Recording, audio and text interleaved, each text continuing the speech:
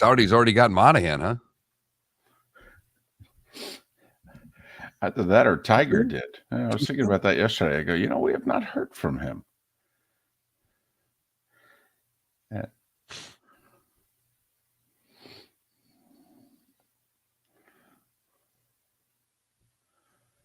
Yes, they were, Paul. And they play a pretty good first, and they're still losing. Yeah. Their power play killed them in that series. They gave up 2 shorties.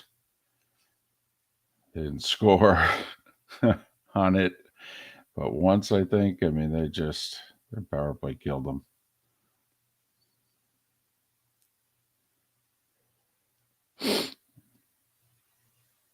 Yep.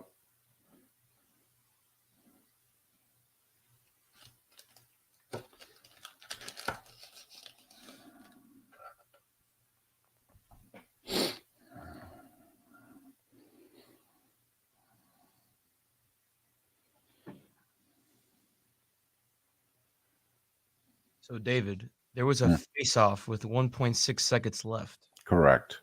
I just got the call after the face-off, like from the face-off on. So there's not. Marv Albert goes face-off to the right of Richter, 1.6 seconds to go. Here, I'll play it right now. Hold on.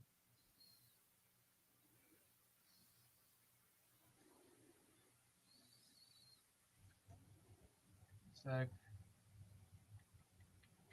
By right now, we mean in a minute. Yeah,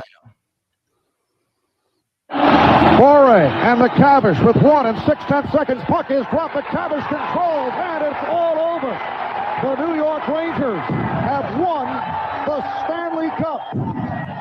Something that most people did not think they would hear in their lifetime. And the Rangers onto the ice to pound each other. Mike Richter being congratulated, and they are going wild here at Madison Square Garden. The New York Rangers have won the Stanley Cup. There you go. That'll work. All right.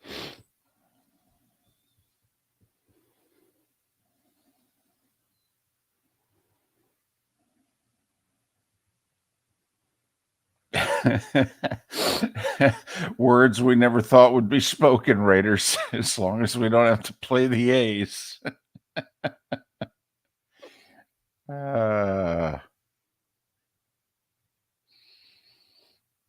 Vegas had a pretty good day yesterday. Won the Stanley Cup, and they got themselves a baseball team.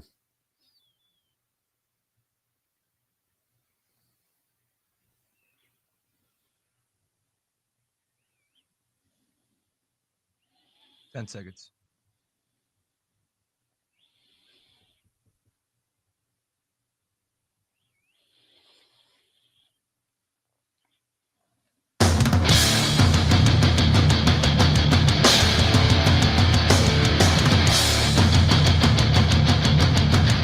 You are listening to Miller and Moulton, exclusively on the Florida Sports Network. And now, here's Mark Miller and David Moulton. Top of the morning to you. Happy hump day. Hope your week is going well. Let's get over it together, shall we? How the heck are you? Miller and Moulton here on the Florida Sports Network. FloridaSportsNetwork.com. Thanks so much for being with us. It's a Wednesday during the off season. That means Pat Kirwan will join us. It's a Wednesday all season. That means Seth Everett will join us. But first, top of the morning to you, Mark. How are you? I'm doing good. Fortunately, I got well rested last night because there wasn't much need to watch the third period. No, we know what the cup looks like, and we've seen the guy with the long white hair and the gloves. We've seen Phil before, so I've had Phil in my car before. Was going way back when I worked for the minor league team here in town. They brought the cup into town, and we took it on a little tour around to the radio stations, and it was me, Phil, and the Stanley Cup riding around town. Was the cup in the trunk or the back seat? Back seat. Seat belt and everything, or it was. I don't think I belted up. It was in the case. Okay. And we wheeled the case into a few radio stations and television stations, and let disc jockeys and sports guys take their photos and a couple of videos and things like that. So yeah, Phil and I spent an afternoon together. Were you okay with people touching Lord Stanley? Because I don't think you should be allowed to touch it unless you're part of the team. I totally was, and got yelled at because my son was 2, I think. And after we had done the deal, we'd come back to the arena. The vice president of the arena, Frank Lapsley, said, "Hey, we've got a safe here. We can keep the cup here." And Phil Pritchard was so happy that he literally had somewhere to lock the cup up in and didn't have to take it back into the hotel room and all those things. What he didn't know is the moment that Phil left the building, we took the cup out of the safe, brought it up to Craig Brush's office, who wasn't there, and Frank and I had our kids taking photos, climbing all over the Stanley Cup. And in order to get them to climb the Stanley Cup, we were putting candy in the cup, and the kids were climbing up and grabbing candy out of it. And when I told our assistant coach, PK O'Hanley, about it, he was beside himself. He was so mad at me. He's like, "So your kid's never going to play hockey. He's never going to be any good, and he's obviously never going to lift the cup, because you can't lift the cup until you earn the cup." And was very upset with me for allowing, not so much me, because I wasn't going to lift the damn thing, but he was upset with allowing my son to touch it at the age of 2. For some Skittles or whatever it was. Whatever it was. Right. It's a good memory. You got pictures? I've got one good picture of my son on the cup. All right. Now there you go. There you go. Good deal. Good deal. But yes, Lord Stanley was out last night. In fact, Lord Stanley could have been on the bench for the third period. Vegas whooped them 9-3 the final. And if you can have a hockey game that's 9-3 and you're not sure the score is representative of how not competitive the game was, although it was weird. Actually, Panthers played a good first period, and it's 2-1 mid-second. It was strange. It was 2-0 after the first, and you're right. They played a pretty solid period. Right. And then they score early in the second, and they're hanging in there, and you're like, well, okay, I think next goal is going to be big. And then sure enough, Vegas got the next 5. So hats off to the Golden Knights. A remarkable start. I don't think there's been a franchise that has had a better start in North American pro sports history. I give you the Las Vegas Golden Knights. 6 years into their existence, they've been to the Stanley Cup Finals twice. They've won it once. 4 of their 6 seasons, they've made it to the conference finals. I mean, we've had franchises, the Florida Marlins, 5th year of existence, they won the World Series. The Jags and the Panthers in their 2nd year of existence went to the conference championship games. We talked about how fluky it was when the NHL expanded from 6 to 12 teams, and they kept the original 6 in one division and the expansion 6, if you would, in their own division. And they decided that one team from each division would go to the finals. So the St. Louis Blues, in each of their first 3 years of existence, made it to the Stanley Cup Finals. Of course, I don't think they won a game in any of those 3 finals. I think they got swept all 3 times. But, Mark, help me out. Arizona Diamondbacks, I don't know. I think their 2nd or 3rd year of existence, Buck Showalter won the division title. They got beat in the playoffs by the Mets in 99. 2 years later, Bob Brenly and the boys win the World Series. I think in their first 5 years, they made the playoffs twice and won a World Series. That's remarkable. I'm trying to think. Is where I was going to go, but again, the deck was stacked in their favor that somebody had to represent that division in the Stanley Cup. And so, in North American pro sports history, this, even the Dolphins, the Dolphins is an expansion team, and they had, 2 or 3 rough years, and then Shula comes in and they start winning immediately. They go to, 3 straight Super Bowls, win 2 of them. I mean, maybe the Dolphins, Las Vegas Golden Knights, Miami Dolphins. One's got gold, one's got silver. And if we disqualify the Blues because, well, the deck was stacked, I mean, I don't know. Diamondbacks? I mean, the Jags had an amazing start to their tenure, if you think about it. Year 2, they're in the conference championship game. Their first 6 years of existence, I think they made the playoffs 4 times. They went to 2 conference championship games. It's the National Football League. It was unbelievable. It's so funny. People think of the Jags, and what do they think of? Losing. Bad franchise. Their start might have, their start's got to be up there. Yeah. It's worthy of a medal. It might be a bronze medal, David, in this competition, if you know what I mean. Right. So, Golden Knights, Miami Dolphins. But that's 6 years of existence, a winning season every year, 5 playoff appearances, 4 times to the conference finals, twice to the Stanley Cup finals, and last night they danced with Lord Stanley. And remember, that's a cup party right there. Oh man, it's only 3 a.m. in Vegas. Oh my goodness. Imagine what they're doing with Lord Stanley. Lord Stanley, let's see, today's Wednesday.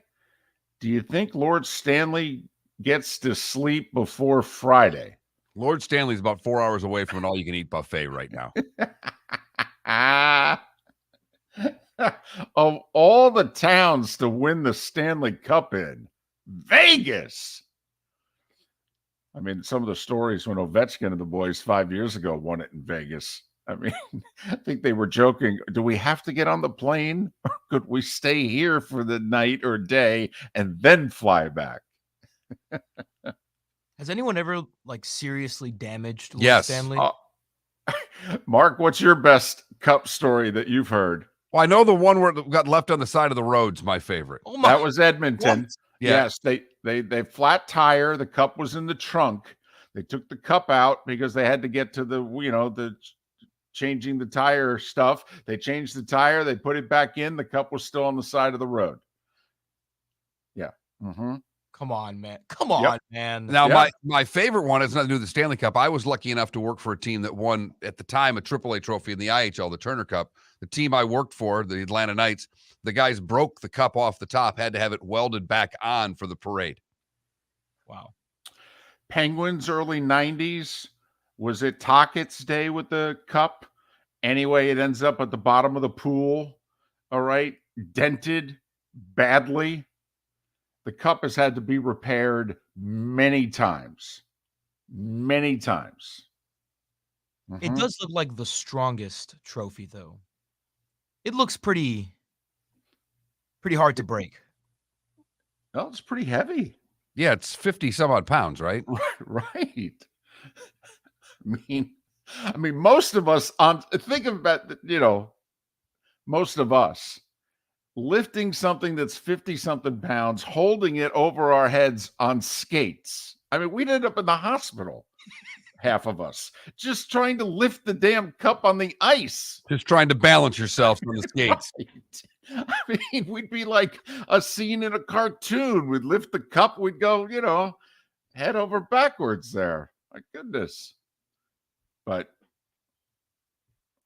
so, there are cup stories, Felipe. You start Googling those, we'll lose you for the show because there's some epic. When the Rangers won it, Ed Olchuk had his day with the cup. And as we know now, because of his broadcasting career, Eddie loves the horses. Well, and it really wasn't his day with the cup, but he convinced Mess and the guys, hey, let's take it to the Belmont. Okay. And they were feeding horses. Okay. Out of the cup. People have had their kids eat cereal out of the cup. Been a lot of beverages poured. Oh, yeah. In Lord Stanley's cup, to say the very least.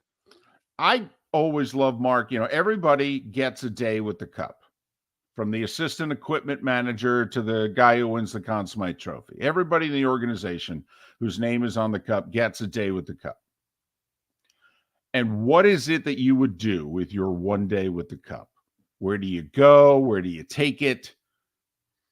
You know, I've thought about that. I have to admit, I've daydreamed, you know, what would I do if I win the Powerball? What would I do if I had my day with Lord Stanley? You know, who do you spend it with? Do you share it with the community? Absolutely. Or is it you and about 15 of your most raucous friends? There are some dive bars that I would take it to. Whatever town I was in, I can tell you right now, there would be some places that Phil Pritchett didn't expect to go to. Right. If you know what I mean. Yep.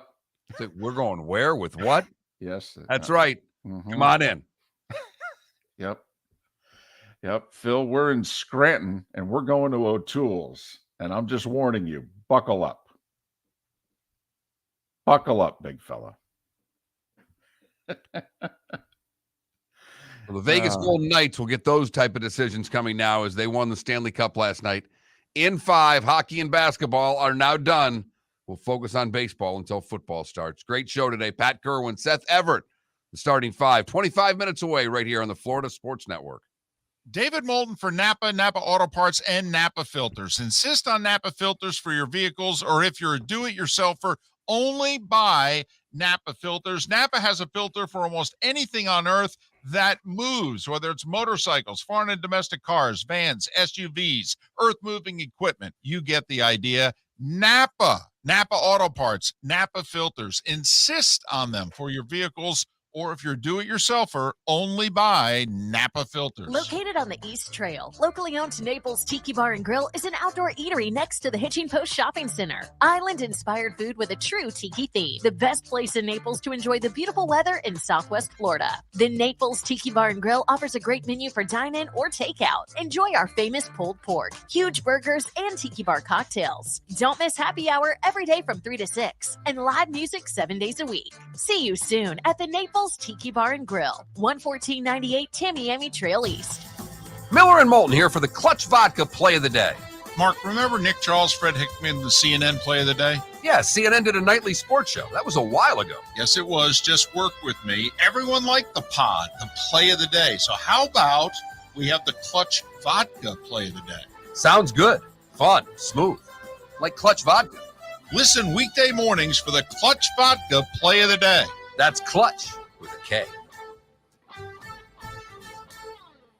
Hello, friends and family of Southwest Florida. Are you looking to tap into the electric vehicle market?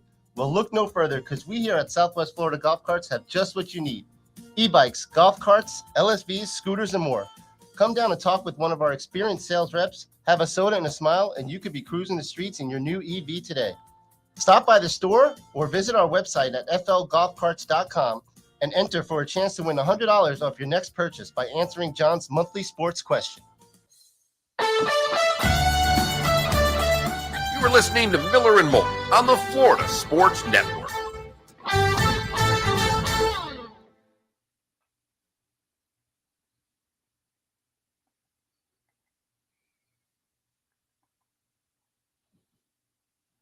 David, there are changes on the set of the Big Noon Kickoff. Are you aware of what the changes are? Reggie Bush is out. Mark Ingram is in. Bush apparently asked for a big raise, and they went, no. Interesting going Ingram. Yes. Really interesting, actually.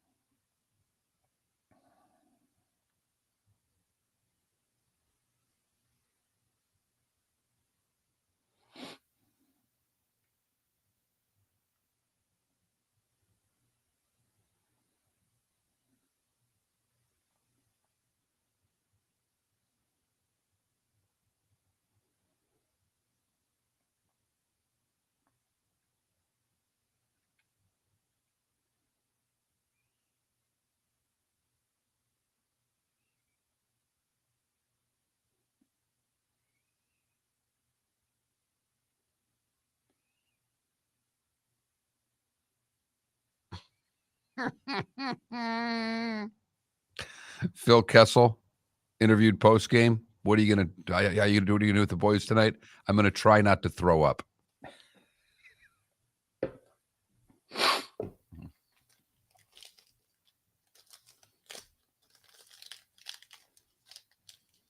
Was that Matt Cullen, DC, with the cup? I remember when Belfour won the cup. I was still in Fargo, and he brought it to Grand Forks, the former UND guy.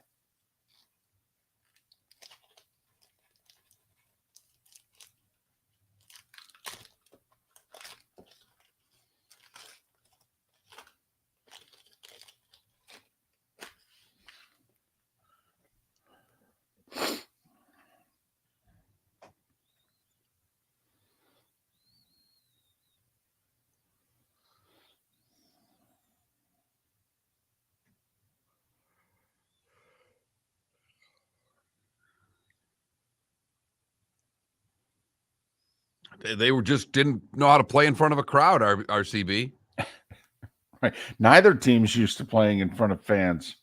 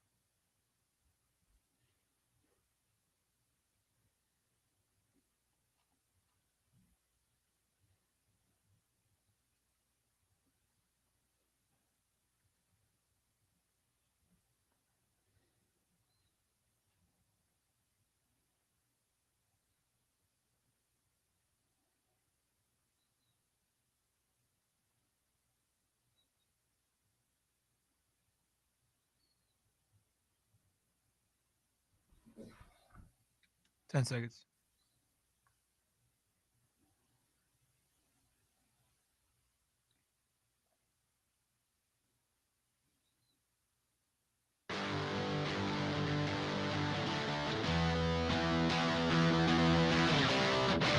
You're listening to Miller and Moulton, only on the Florida Sports Network. 21 minutes past the hour. Top of the morning to you. Miller and Moulton, Florida Sports Network, floridasportsnetwork.com. The starting five coming up in a little less than 20 minutes. So, Mark, we need to amend our list. It was pointed out to us in the Twitch chat room, hey, look up the Milwaukee Bucks. And I knew about their great run in the first half of the 70s. I just didn't realize the franchise didn't come into being until the fall of 68. So 69 was really their first year. They get Kareem, who was then Lou Alcindor, in the draft before their second season. And their first 6 years are very similar to the Golden Knights. They go to 2 NBA championships or 2 NBA finals and win one. They win in 71. They lose, I think, in 7 and 74. And they went to 4 conference finals in their first 6 years. Now, their first year, they were a bad team. That's how they got Kareem. And they had another year in which they had a really good regular season, but lost early in the playoffs. So Las Vegas Golden Knights, Milwaukee Bucks. All right. Probably your gold standard. The Dolphins, for the record, their first 4 years, they were bad. Then Shula arrived. They were good immediately. made the playoffs, then went to 3 straight Super Bowls, winning 2. But so, pretty historic stuff, this little hockey. And when we look back, and Las Vegas has 4 pro sports franchises, which they probably will before the decade's out, we have to remember the hockey team was first. And hopefully with this great success, we'll have staying power with everything that's going on there. Because the Raiders are going to be number 1. It's just going to be a fight for how 2, 3, and 4 rank in that city. Well, I think the Golden Knights will always be ahead of the baseball team. I really do. And by the way, the A's are going to Vegas. The special session there, they voted the $380 million through. Now, it's got one more vote in Vegas. It made it through the Senate. They've also have the assembly that it has to go through. But the expectation is it will get through the assembly. And the governor's already promised he's going to sign it. And Major League Baseball is already on record as saying they will approve the move. So Oakland lost their franchise yesterday. Playing the best baseball they've played all year. They're unstoppable right now. Best baseball they've played in 5 years, I think. Man. So Golden Knights are Stanley Cup champions. Basketball and hockey, the South Florida runs both end on the road in 5 games. Hey, I was thinking about something yesterday. We haven't heard from Tiger. It's not like if Tiger didn't want to say something publicly, he'd have a hard time getting it out. No, not so much as even a tweet. Right. I mean, he's got a website also, doesn't he? Yes. With that logo. I mean, he could just, put it out there and just Right. alert one member of the media. Hey, I know you guys don't check out my website much anymore. You may just want to check it out today. But I'm just throwing this out there. What if Tiger resigned from the PGA Tour? What if in protest of just everything, of the move and the way it went about and the whole deal, Tiger just said, I'm out. I'm embarrassed. Okay. Nope. It's not what I stand for. No. No. Nope. We depicted these guys as Satan. Okay. Not going to partner with Satan. Sorry. I'm done. Tiger Woods taking the moral high ground. That in and of itself would be rich. Well, there you go. I mean, right off the bat, I am just giggling at the thought of Tiger taking the moral high ground in anything. Especially since Tiger has treated women so well. And part of the reason he's going to not want to be associated with the Saudis in any way, of course, is their regard for women. So, oh yeah, Mark, the irony is rich. But, I mean, what if Tiger, because Mark, it's not like he needs the pension. Correct. And it's not like he's realistically, I mean, I don't know if he'll ever play a tour event anyhow. Thank you. I mean, what? He can't play the players? Also, you can get a sponsor's exemption. Like if Tiger said to the folks at Bay Hill, listen, I want to honor Arnie. I want to play your tournament. When do we pick you up? Okay. You flying your own plane or do we need to send one? Right. I mean, do you need a courtesy car? I mean, how are we doing this? So just what if? This is crazy. I know.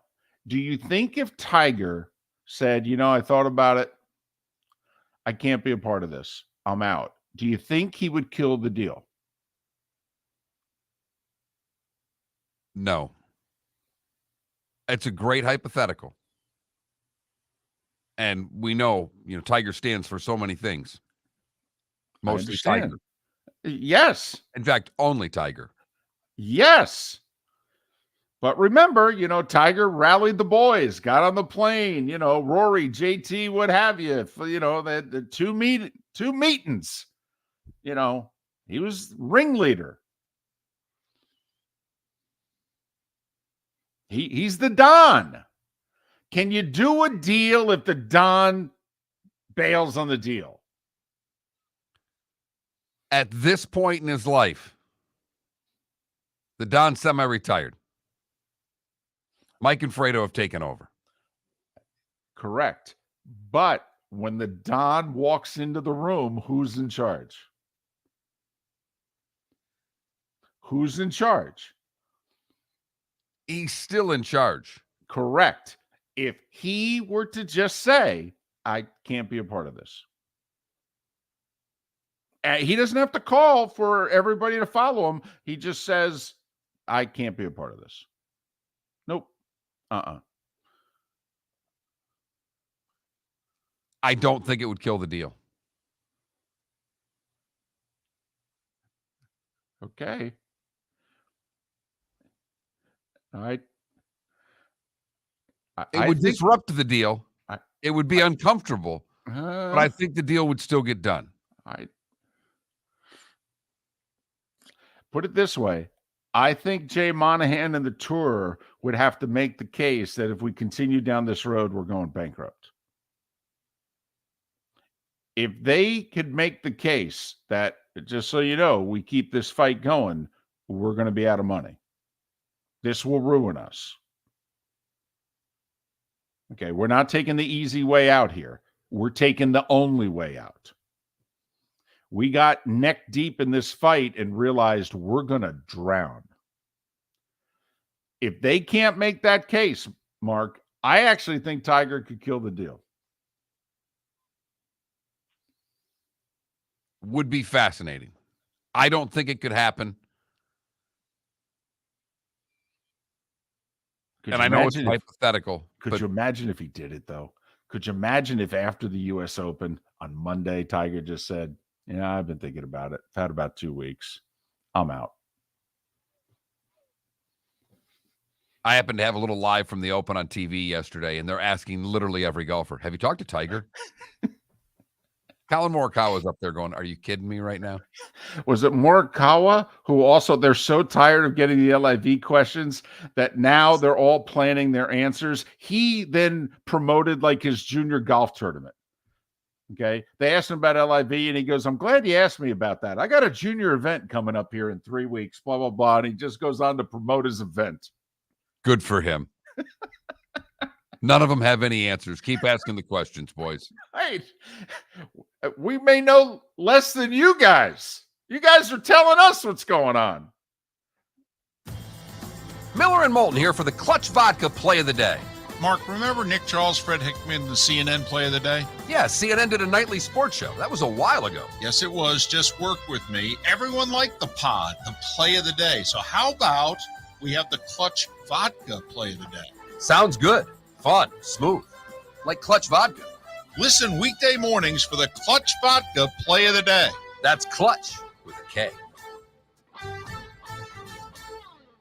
Hello, friends and family of Southwest Florida. Are you looking to tap into the electric vehicle market? Well, look no further because we here at Southwest Florida Golf Carts have just what you need. E-bikes, golf carts, LSVs, scooters, and more. Come down and talk with one of our experienced sales reps, have a soda and a smile, and you could be cruising the streets in your new EV today. Stop by the store or visit our website at flgolfcarts.com and enter for a chance to win $100 off your next purchase by answering John's monthly sports question. Ladies and gentlemen, once again.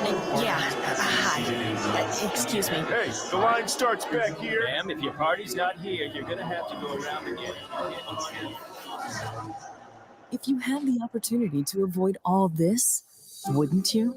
Salt Live is the official transportation provider of the Miller and Moulton Morning Show, making your trip to and from the airport seamless and stress-free. Salt Live is supported with the help of local partners like the Bayfront Inn. Gather your family and friends and enjoy a leisurely day on the water with a pontoon or deck boat. If you prefer to explore the waterways without a motor, the Bayfront has canoes, standboards, and kayaks. At the end of your journey, enjoy lunch or dinner at the Bamboo Tropical Bar and Grill. The Bayfront Inn, something for everyone on 5th Avenue in downtown Naples. BayfrontInNaples.com. When you need a ride, book with Salt Life Transportation, 308-8686, or book on saltlifetransportation.com.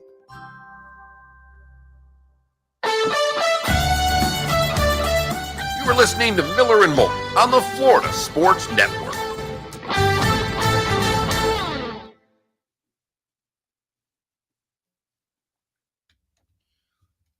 SportsCenter just showed a graphic. The fewest seasons to win a title. Bucks 3, Diamondbacks 4, Ravens 5, Marlins 5, Oilers 5, Golden Knights 6. Because they were...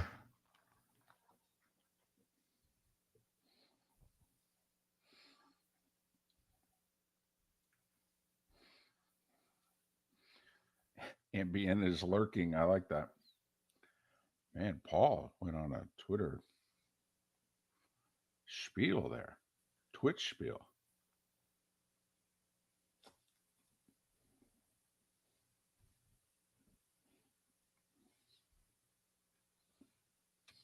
What up, Spitz?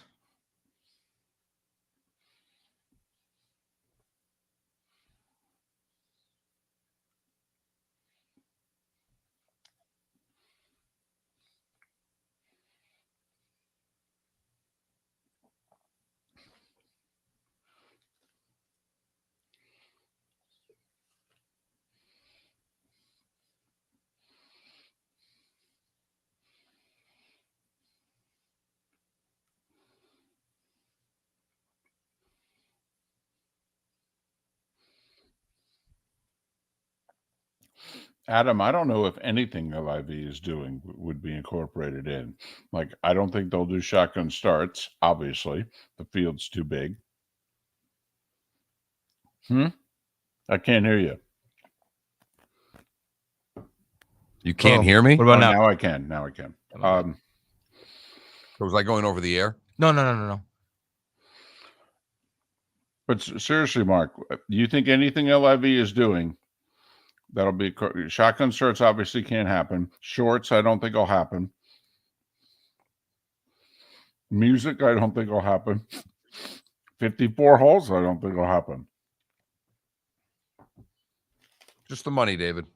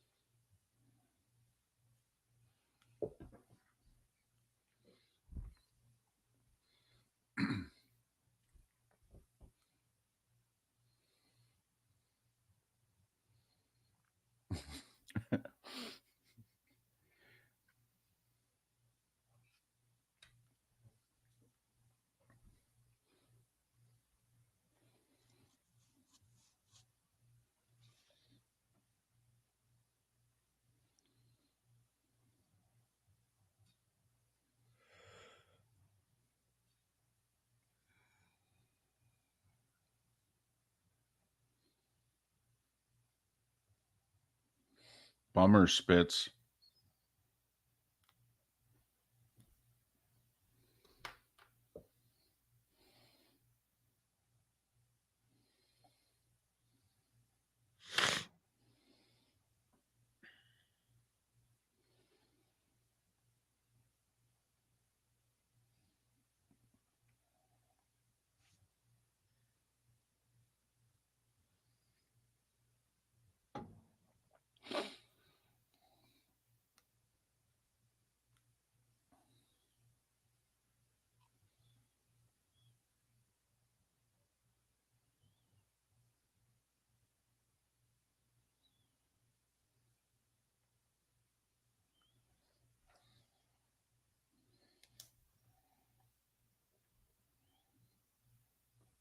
10 seconds.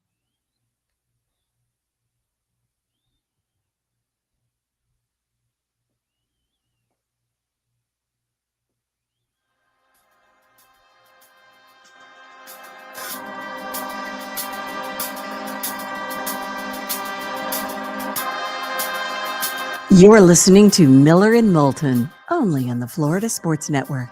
And now, here's Mark Miller and David Moulton. 22 minutes before the hour. Miller and Moulton, Florida Sports Network, floridasportsnetwork.com. Pat Kirwan to join us at the top of the 8 o'clock hour. Seth Everett will join us 2 hours from now. We have a theme to the show today. It will be unveiled at the top of the hour. Maybe even slightly before then, if necessary. But right now it is time for The Starting Five. 5 stories you need to know. It's the Starting Five on Miller and Moulton. Here's number 1. Not sure if it'll be the Clutch Vodka play of the day, but the Golden Knights won the Stanley Cup last night. Vegas 9, Florida 3. It was 2-1 mid-second. Figure next goal would be big. Vegas scored the next 5, including 4 of them before the second period was out. Jonathan Marchessault wins the Conn Smythe as playoff MVP. He was a Florida Panther who Vegas acquired in the expansion draft. Florida made the decision they wanted to protect someone else. So they actually gave Vegas a draft pick to take Marchessault off their hands.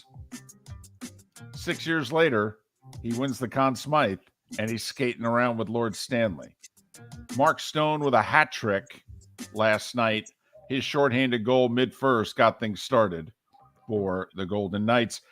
Mark, did you hear after the game officially why it was that Matthew Tkachuk could not play? Fractured sternum. So to review, he gets hit in the first period of game 3. Right. It breaks his sternum. Correct again. He goes into the locker room, misses the rest of the first period and the first couple minutes of the second.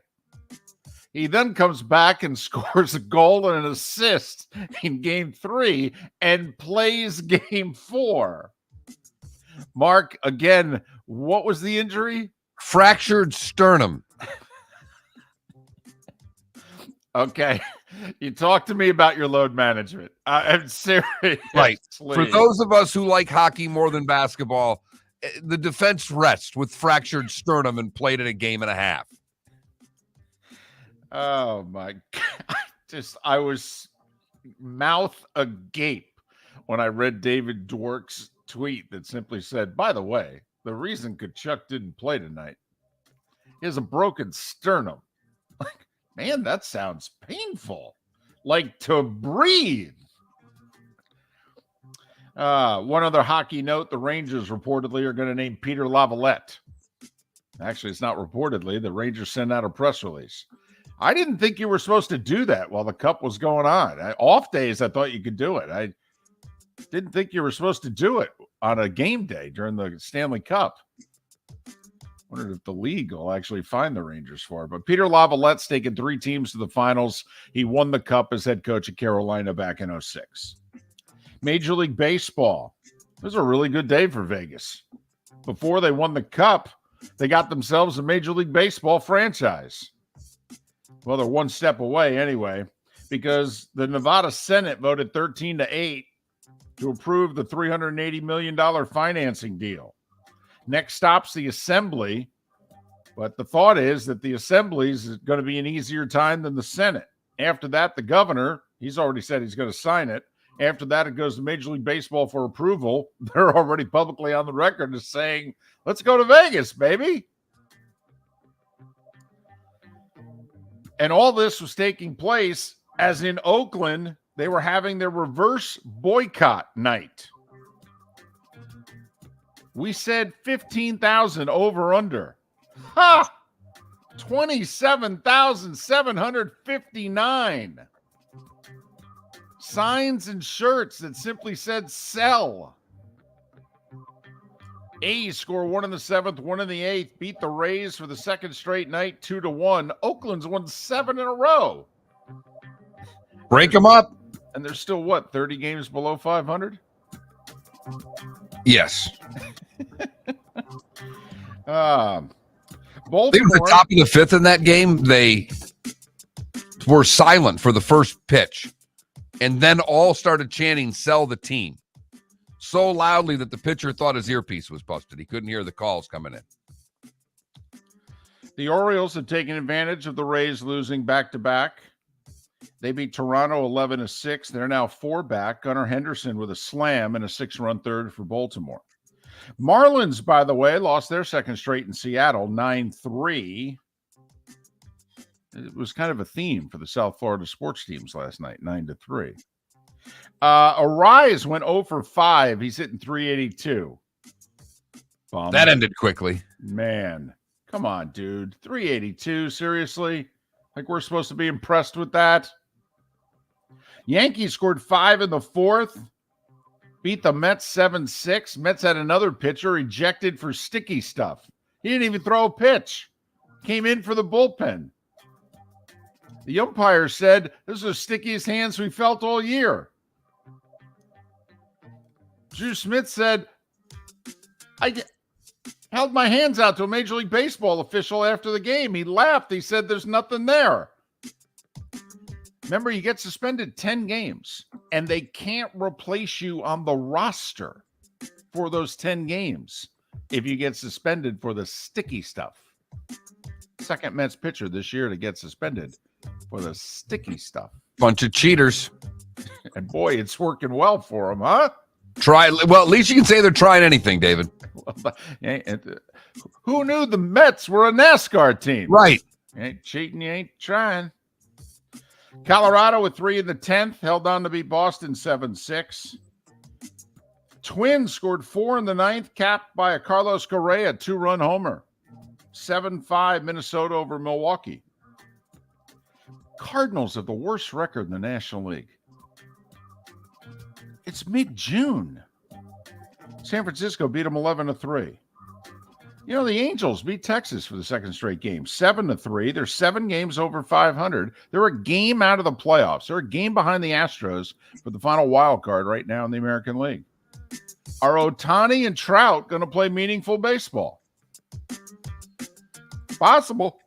Got a chance. Looks like they will in August. Let's just see about September, October, and beyond, if you know what I mean. Well, and if you're the Angels GM, don't you have to be very aggressive at the deadline? Got to be a buyer. Absolutely. Ian Happ, a homer, 4 RBIs for the Cubs, 11-3 over the Pirates. Reds scored 5 in the 2nd, held off the Royals 5-4. Where are you going to go? You're going to go to the Reds game. That's where you're going to go. What are they, like 3 back in the Central all of a sudden? And they're doing it with all young guys. Astros hit 4 homers, beat Washington 6-1. Schwarber led off the game with a homer, and the Phillies said, "We'll take it from there." They had 20 hits, 15 runs. They beat Arizona 15-3.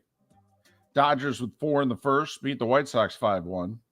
San Diego doubled up Washington 6-3. Once again, showing how, inept the Mets are right now. They had Gary Sanchez 3 weeks ago. They gave him a 1-week trial at the majors.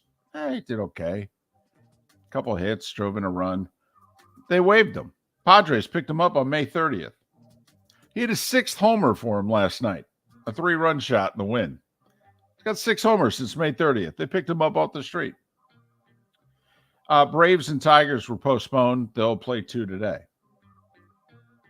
A couple other baseball notes. First of all, Major League Baseball, word is, Mark, they're trying to curb spending on technology. They feel as if the game has gotten too analytical. So Theo Epstein, who helped make the game too analytical, is now trying to get rid of some of the analytics, or at least some of the people. They're talking about limiting your analytics staffing and the money that you can spend on analytics. Okay. Well, in college, in certain sports, they tell you how many coaches you can have and what have you. I guess baseball could do it. How many paid interns these Major League Baseball teams are going to have? They're going to look like the Alabama coaching staff. And the Giants and the Cardinals are going to play the Field of Dreams game next year in Birmingham, Alabama. They're going to play it at Rickwood Field. It's the oldest pro ballpark in America. It goes back to 1910. It was home to the Birmingham Black Barons in the Negro Leagues. Willie Mays grew up nearby and played professionally there. That's where they're going to have the Field of Dreams game in 2024. College football, South Florida's Board of Trustees approved the $340 million on-campus football stadium. Construction to begin immediately. USF planning to play home games in it beginning in 2026. Going to hold around, I think, 35,000. Yep, that was the number I read. NFL, the Jets signed safety Adrian Amos to a one-year, $4 million deal. That's because their starting safety, Chuck Clark, who they picked up from Baltimore, seriously injured his knee during workouts. And the Bucs announced, Mark, that they're bringing the creamsicles back on October 15th against the Lions. I think the Lions, for the hell of it, should bring back Barry Sanders and Calvin Johnson. I mean, if you're going to do this, let's do it. So Brady never had to wear the creamsicle. When he signed with them, what did we say? There's no way Tom Brady's wearing the creamsicle. Ever. No way will there ever be photos of him in the creamsicle. Baker, on the other hand, did you see the little anecdote at practice? Okay, in which they've got a kicker trying out from Georgia. And remember, he played for Oklahoma. His last college game was that epic semifinal against Georgia. And so he's jogging across the field. He sees the kicker. The kicker says, "Hey, Baker." Baker goes, "I still don't like you."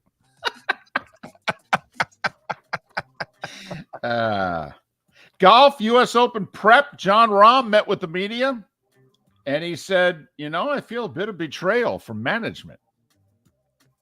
And speaking of management, apparently they're out sick. Jay Monahan out, quote, recuperating from a medical situation, unquote. That's pretty vague. See what happens when you do business with the Saudis? I was going to say, did you get poisoned? You have a heart attack? All right. What's going on here? Go to the dentist? You just can't talk for a couple days? What is it? They said they'll let us know more information if it's necessary. Okay. Right now, you know what the one thing you guys are good at right now? Not having any information on anything. Why would you give us information on this? You have a merger that we know nothing about. And I'm sorry, it's not a merger. Right, it's an alliance. What is this, World War II? I was going to say, what is this, the AAF? That didn't work out very well, Two guys are taking his place, the COO and some executive vice president. They're filling in. I don't know what they do. I mean, the U.S. Open's going on this week. It's not like you guys got to do anything.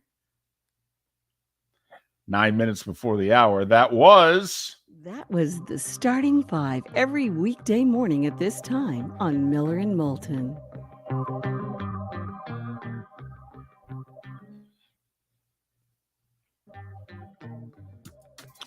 Somebody sent out a bit of a snarky tweet when they saw the announcement that the Board of Trustees had approved the new stadium for USF.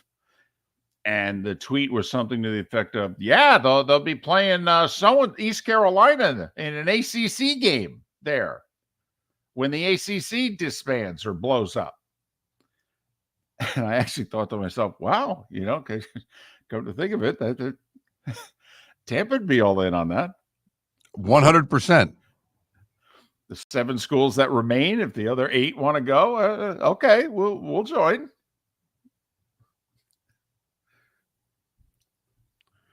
USF just got some sort of academic honor as well, that between the stadium and that does bode well for them as if there is conference expansion. They got a little something going on. Is that what you're saying? A little something, not much more than that. Right.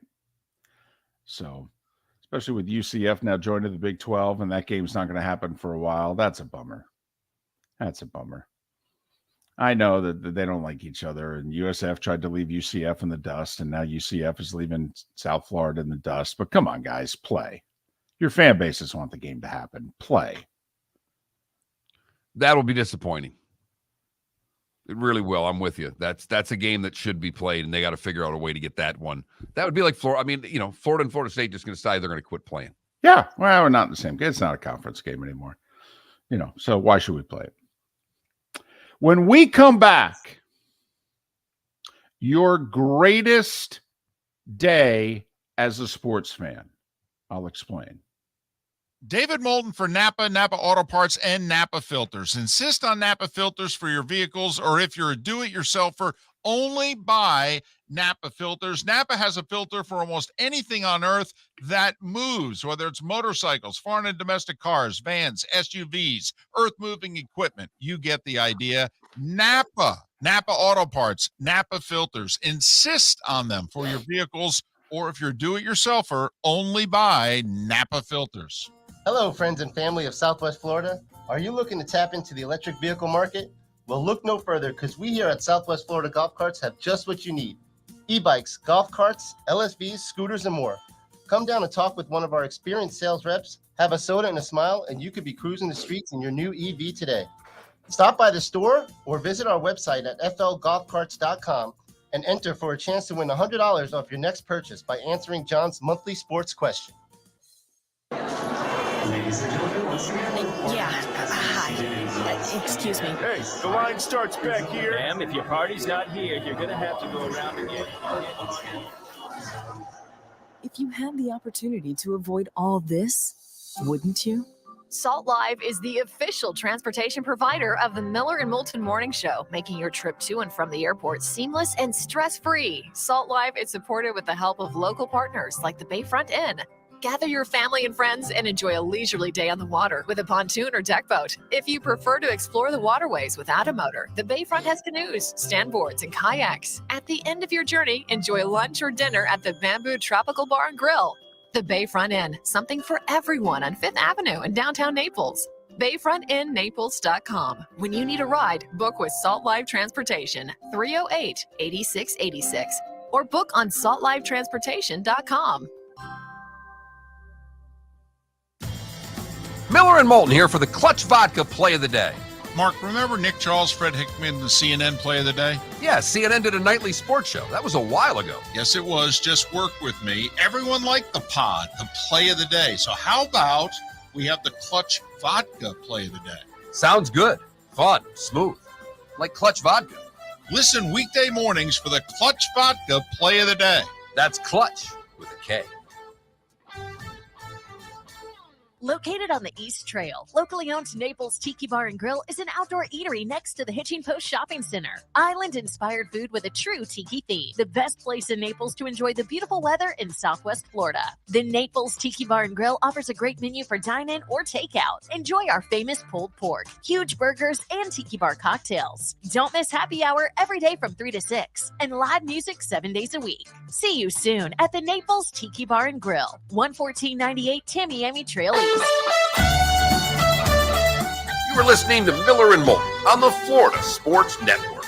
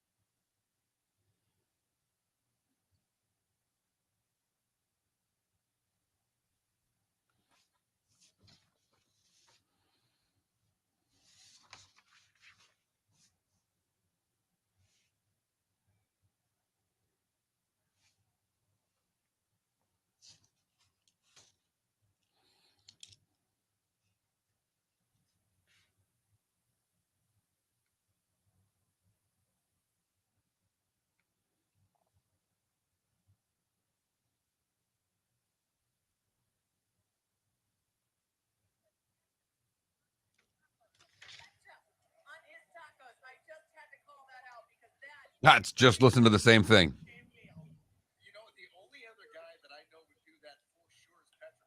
Ketchup on tacos? I don't even want him on hot dogs. I like Andy. He's a nice guy, but he's a great guy. I'd throw up if I ate next to him. Did you see his tweet back? It appeared to gross everyone out at the table as well. That's funny.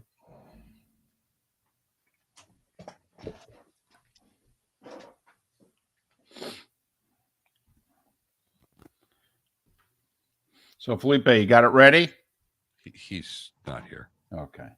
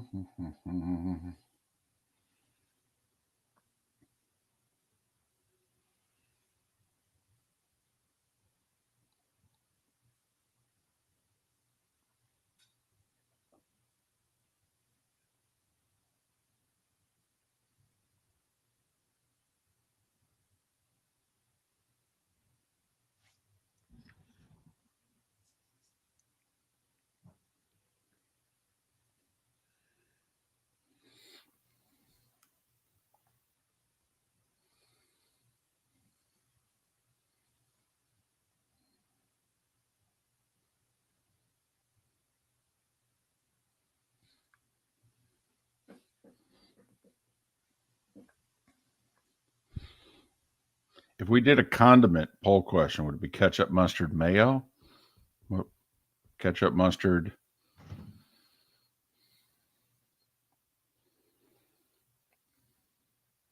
I don't know. I don't know how you're doing. I know.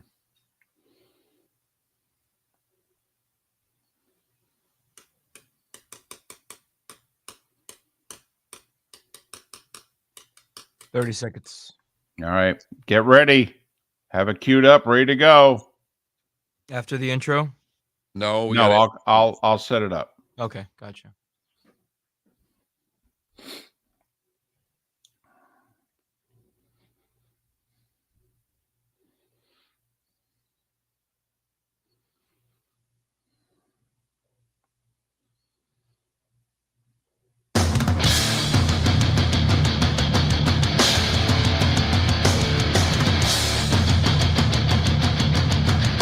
You are listening to Miller and Moulton, exclusively on the Florida Sports Network.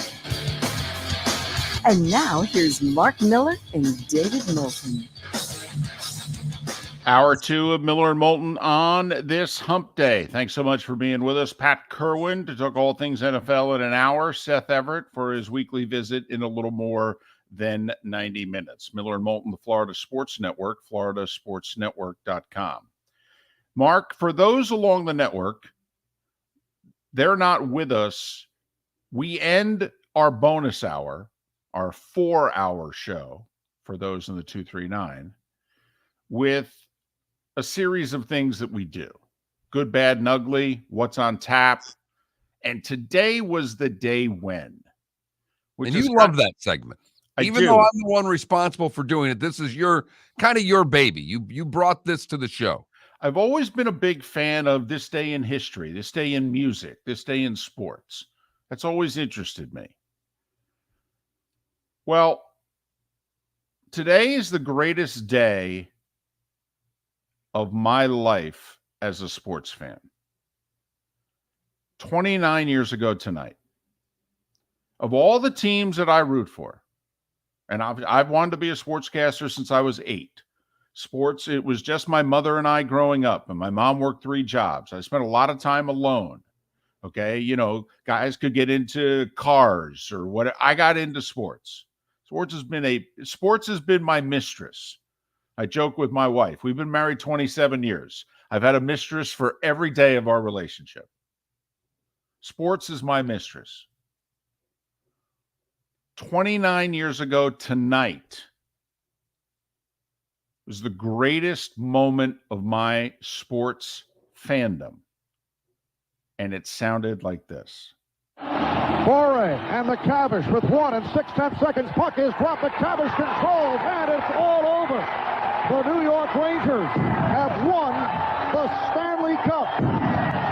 Something that most people did not think they would hear in their lifetime. And the Rangers onto the ice to pound each other. Mike Richter being congratulated, and they are going wild here at Madison Square Garden. The New York Rangers have won the Stanley Cup. It had been 54 years since they had won it. And oh, by the way, they have not won it since. And I was 28 years old.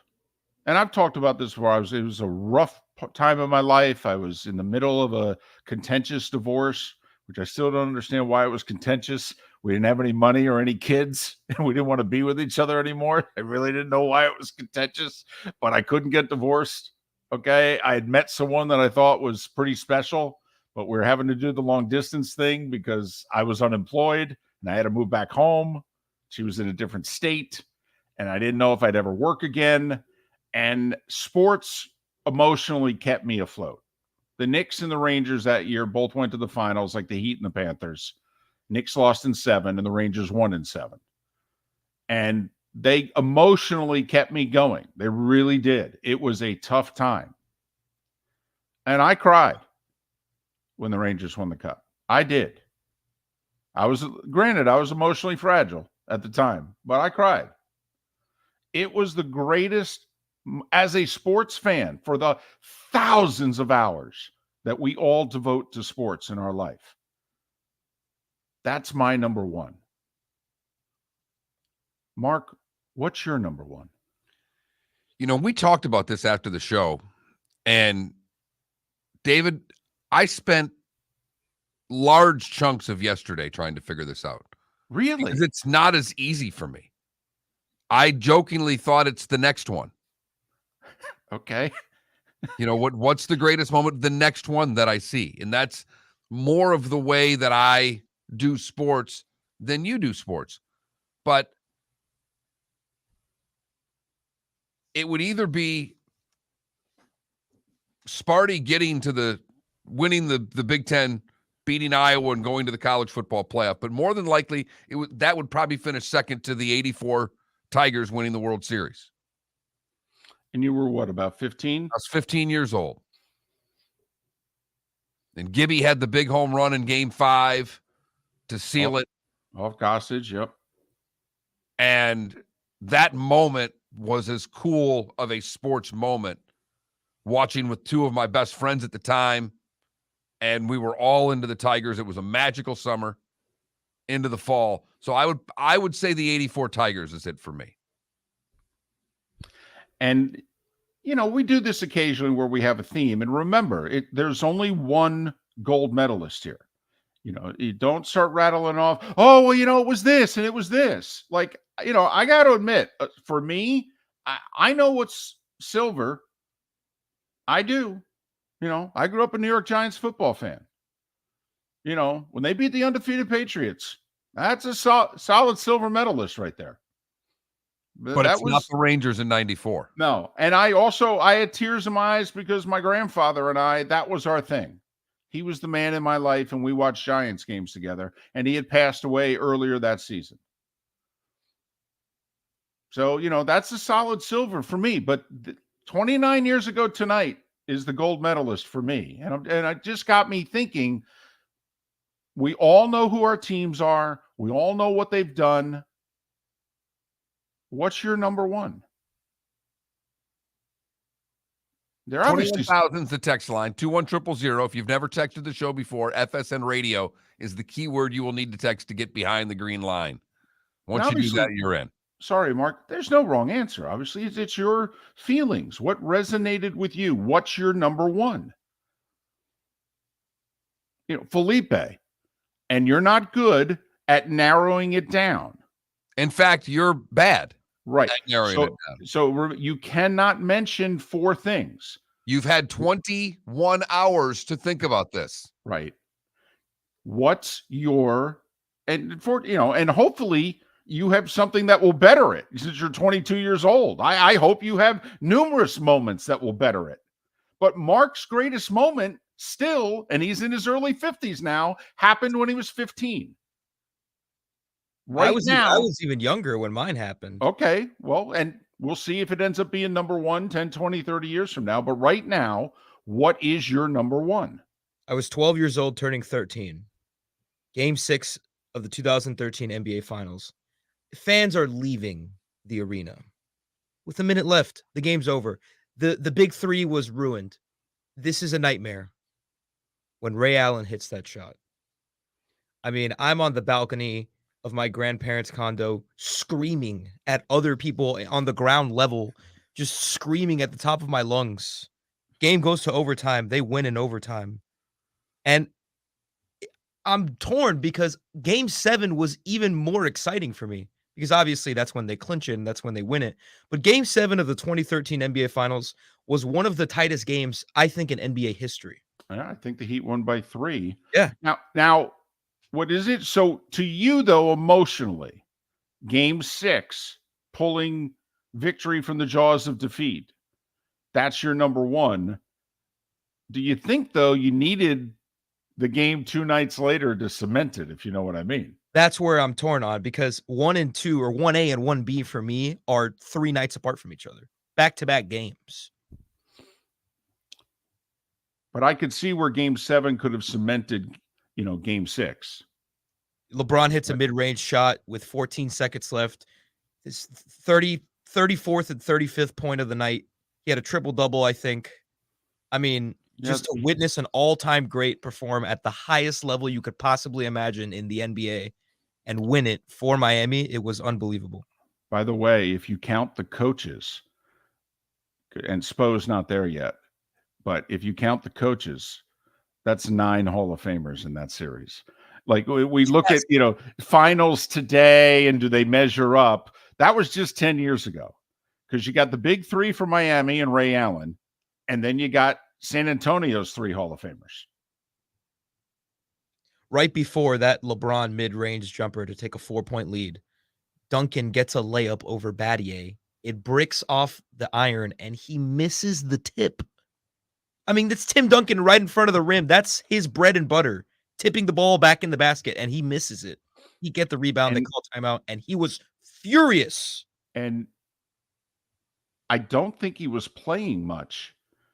It's 10 years ago, but wasn't Kawhi a part of that Spurs team? Yeah. Because he was the next year, and who knows, Kawhi might get there someday.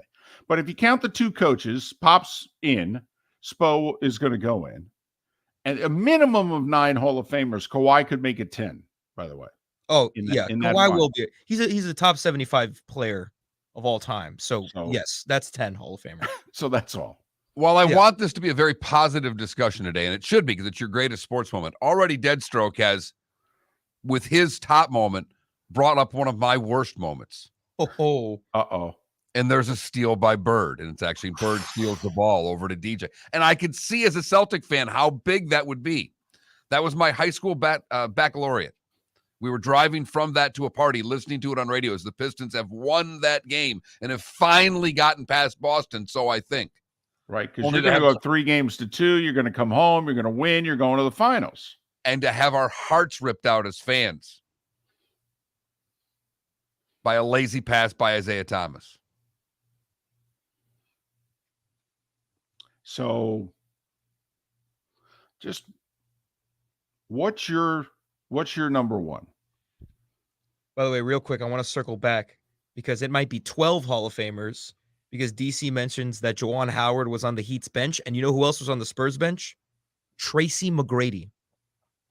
Tracy McGrady was on that team. I mean, obviously it was his last. I will say though, you got to go with guys who are actually. I mean, that's like if Udonis Haslem were to make the Hall of Fame, which he's not. That's like counting Udonis Haslem as a Hall of Famer who played in the 23 NBA Finals. He played 29 seconds. I mean, come on now. But so, just what's your number one? 21,000 is the text line. If you've never texted the show before, FSN Radio is the keyword. Send that to us, and then you are in. and can text as much as you would like. 21,000-21-000 to text the show with your number one sports fan moment. Greg in our Twitch chat room watching Mazeroski's Game 7 walk-off home run live. I was 9 with my 14-year-old brother. We were at Forbes Field. Damn.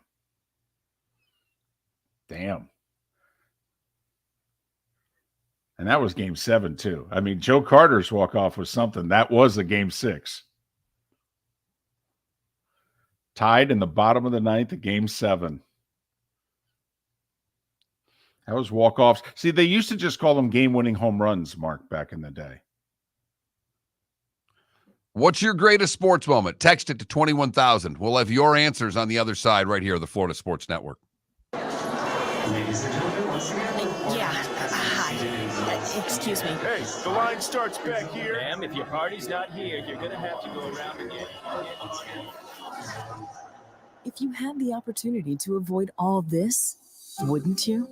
Salt Live is the official transportation provider of the Miller and Moulton Morning Show, making your trip to and from the airport seamless and stress-free. Salt Live is supported with the help of local partners like the Bayfront Inn.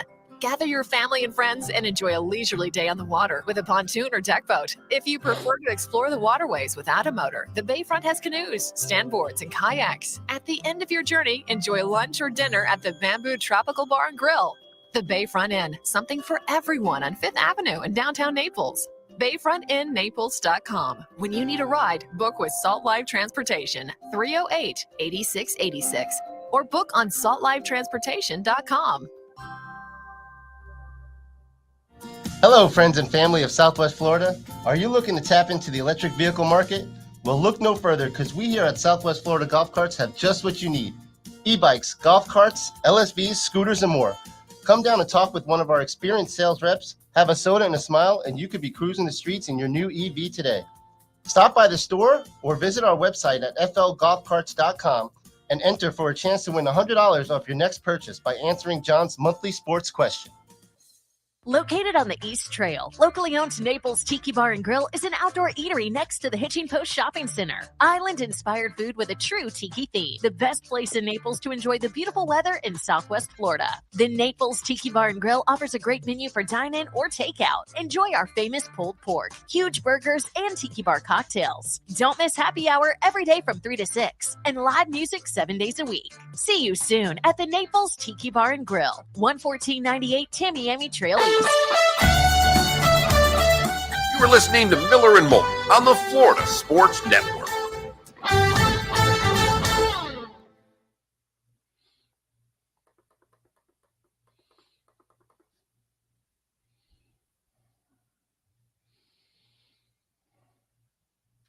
I ask my parents this question every once in a while, and usually they say Game 7 of the 97 World Series because they were there. I mean, does it get any better than a walk-off in Game 7 of a World Series? In extra innings? Right. In a sold-out football stadium?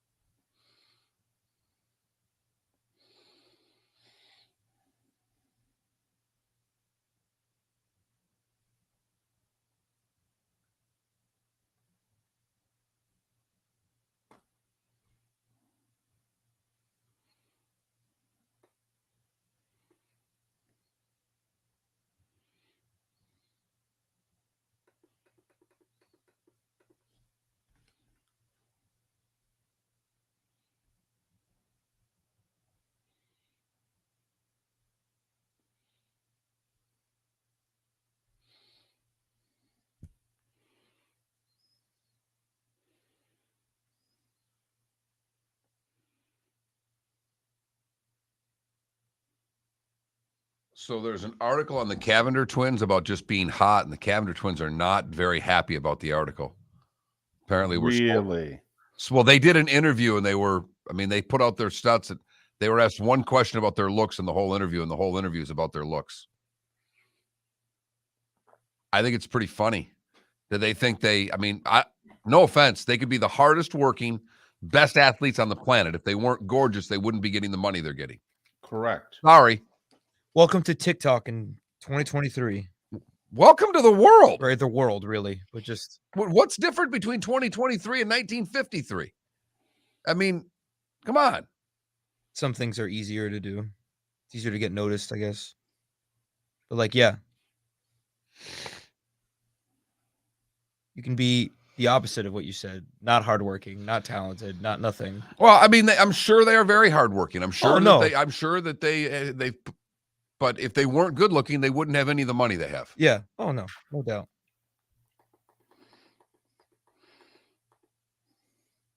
That would be like Paige Spiranak saying, "I can't believe people don't take my golf comments seriously." She cracks me up. She's got the game figured out. Yes, she does.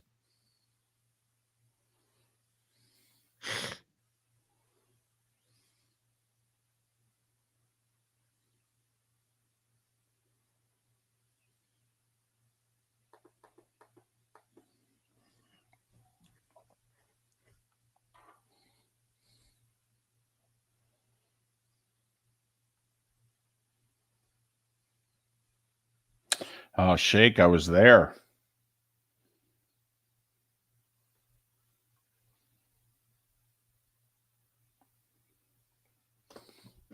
Yes.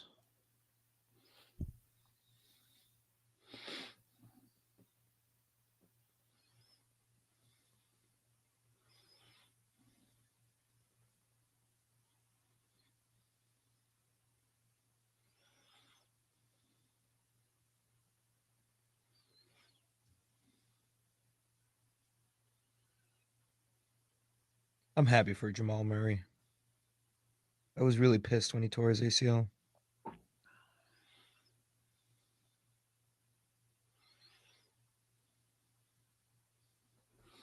It's funny. They can get a lot better. Jokic is, 28? Murray's 26. Michael Porter's got a lot of room for improvement. He finally showed up. I mean, they can get a lot better. Oh, that's it. Ambien, that's it. It's baseball season until we get to football. A couple of golf majors, a couple tennis majors. One tennis major. Wimbledon. I love it. I love watching Wimbledon on 4th of July. It's just the most un-American thing on America's Day. It's kind of funny.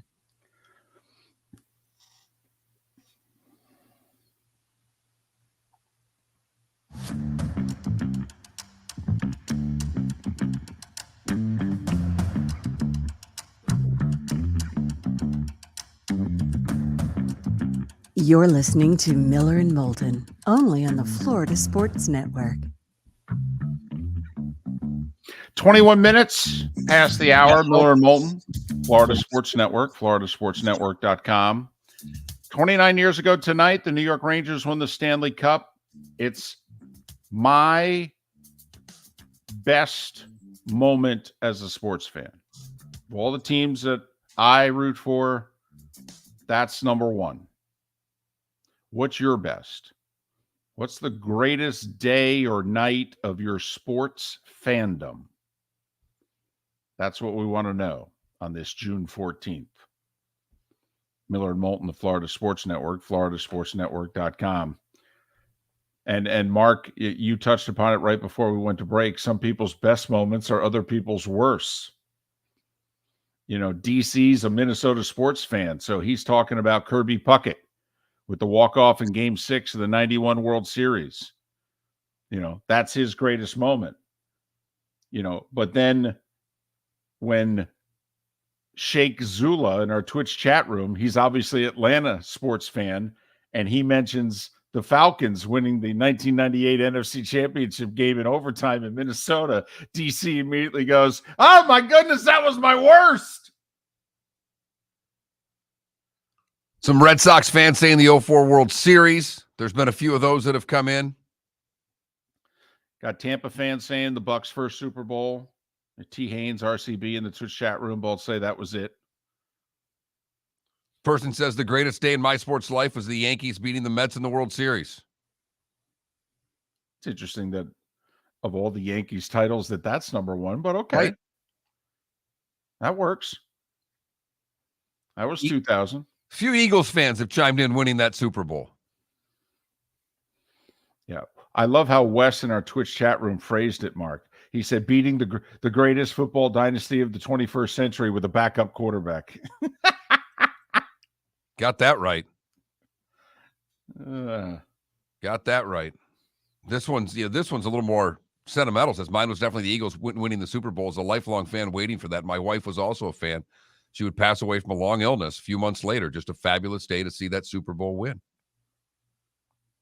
I bet.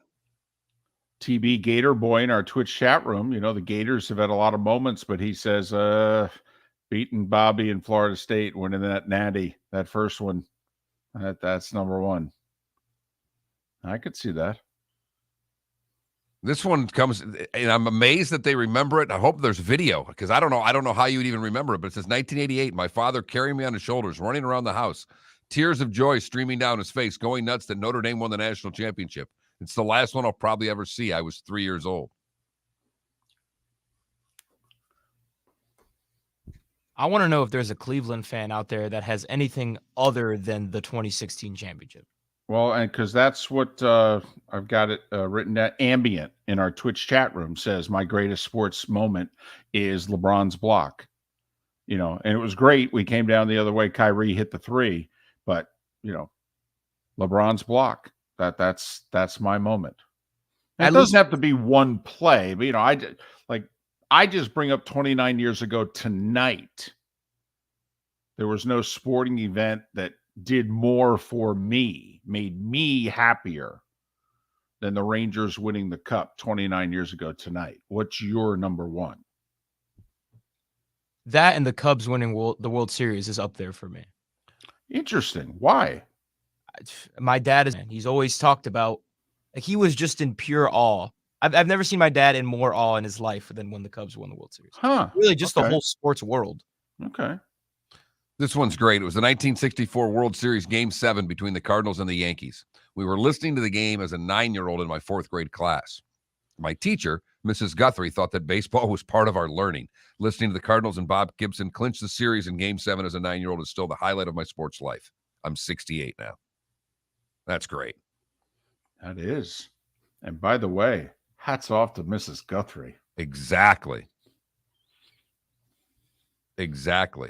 I love some of that. This one's great.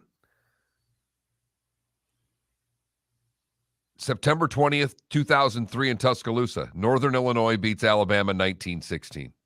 As an alum donor, NIU accomplishments emotionally mean more than anything. All right. There you go.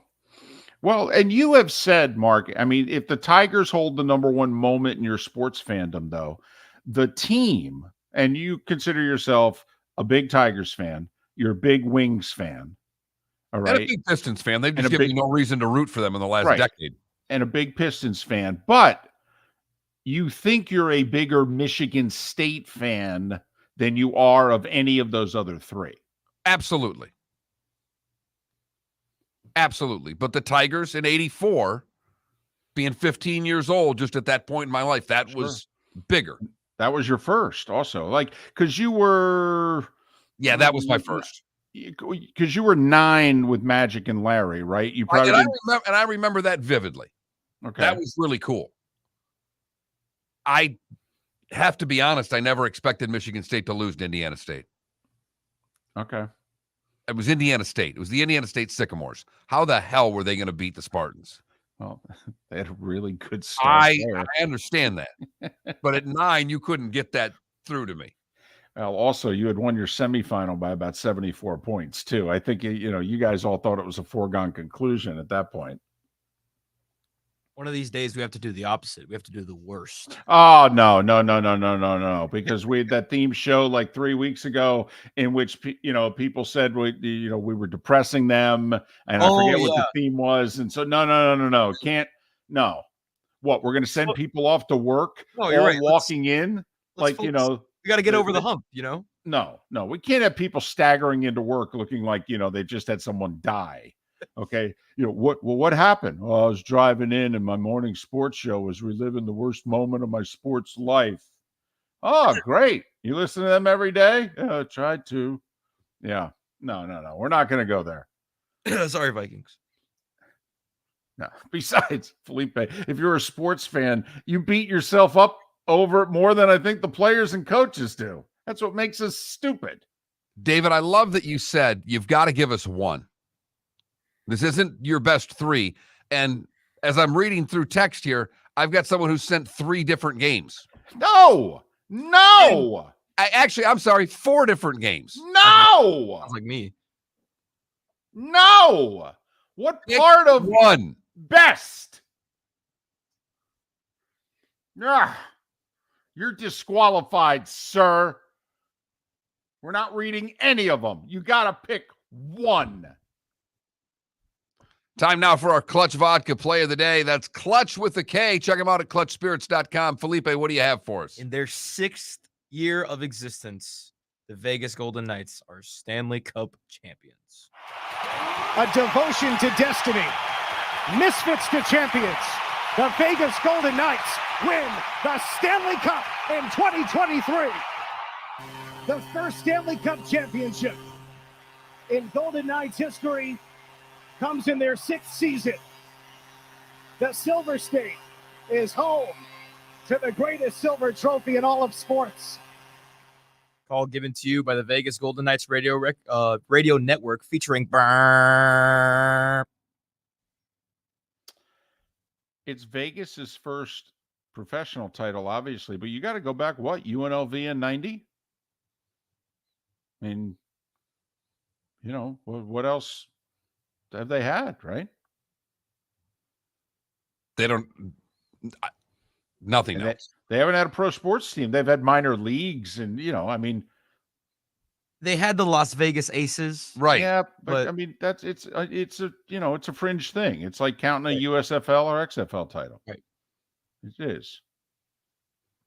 So we got the Vegas call as our Clutch Vodka play of the day. Yesterday, not so much. We got a baseball call. Right. No, the Nuggets winning the title is not worth the play of the day. I played it a little bit after, though. Because we out of obligation. Yeah, guilted you into it. That's Clutch Vodka, Clutch with a K. Check them out wherever you buy your vodka and look for them online, clutchspirits.com. We're asking you your greatest sports moment. More of your text on the other side. Miller and Moulton here for the Clutch Vodka play of the day. Mark, remember Nick Charles, Fred Hickman, the CNN play of the day? Yeah, CNN did a nightly sports show. That was a while ago. Yes, it was. Just work with me. Everyone liked the pod, the play of the day. So how about we have the Clutch Vodka play of the day? Sounds good. Fun. Smooth. Like Clutch Vodka. Listen weekday mornings for the Clutch Vodka play of the day. That's Clutch with a K.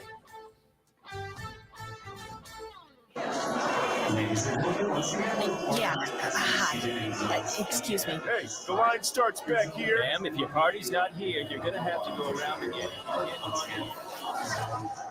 If you had the opportunity to avoid all this, wouldn't you? Salt Live is the official transportation provider of the Miller and Moulton Morning Show, making your trip to and from the airport seamless and stress-free. Salt Live is supported with the help of local partners like the Bayfront Inn. Gather your family and friends and enjoy a leisurely day on the water with a pontoon or deck boat. If you prefer to explore the waterways without a motor, the Bayfront has canoes, standboards, and kayaks. At the end of your journey, enjoy lunch or dinner at the Bamboo Tropical Bar and Grill. The Bayfront Inn, something for everyone on 5th Avenue in downtown Naples. BayfrontInNaples.com. When you need a ride, book with Salt Live Transportation, 308-8686, or book on saltlivetransportation.com. David Moulton for Napa Auto Parts, and Napa Filters. Insist on Napa Filters for your vehicles, or if you're a do-it-yourselfer, only buy Napa Filters. Napa has a filter for almost anything on earth that moves, whether it's motorcycles, foreign and domestic cars, vans, SUVs, earth-moving equipment. You get the idea. Napa Auto Parts, Napa Filters. Insist on them for your vehicles, or if you're a do-it-yourselfer, only buy Napa Filters. You are listening to Miller and Moulton on the Florida Sports Network.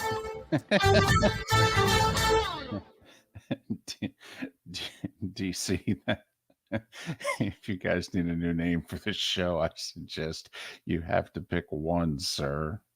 Oh. Shimko with a great answer. I've never been more emotional than when the Miami Hurricanes beat Florida State. Shockey with the catch. Was sitting in Beef O'Brady's in San Carlos Park, and that hole in the wall was electric, and I just cried in joy. It had been so long. I love the fact he said it had been so long. They played for the national title 8 years earlier. But I get it. I get it.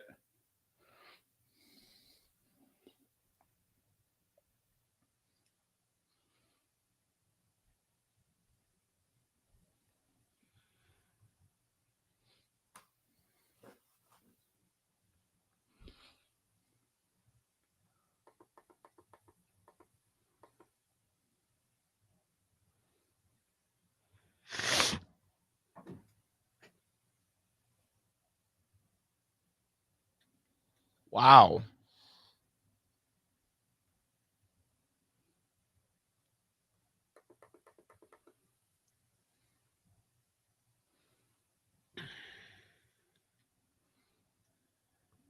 That's a hell of an answer, Chris.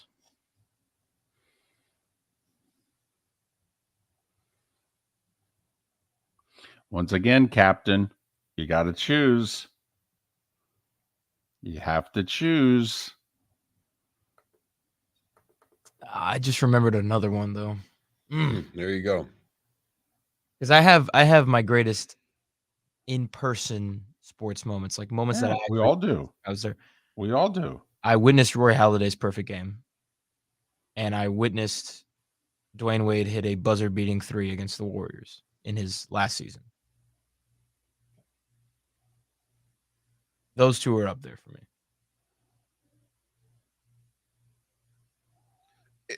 It's tough for me as a fan because I've had quite a few as a broadcaster. So have you. I mean, obviously, the kick 6, Gary and I have been talking, this will be our last year doing the SEC. And I'm like, Gary, if we tried to make a list, it would be hard. Yeah. We've been very lucky.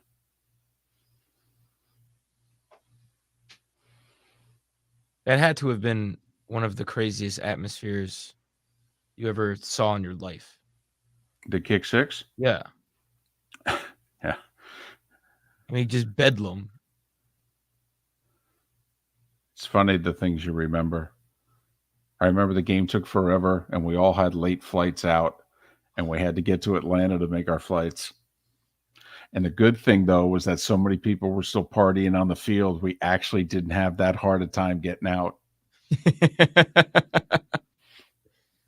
That game did take forever, though. It did. Well, we had like a 7-minute delay trying to figure out if there was still a second to put back on the clock. Yes. College football games, my God.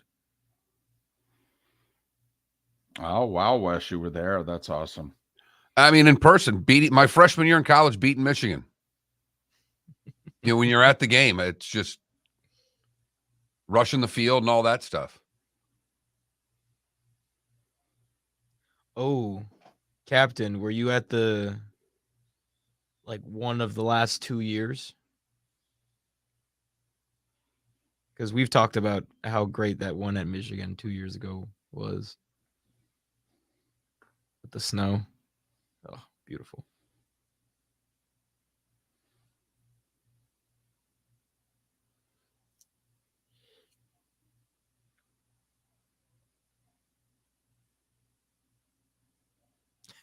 That's also one of the greatest radio calls ever.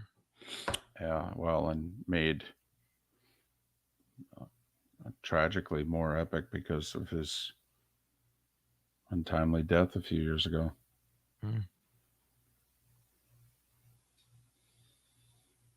Auburn's going to win the football game.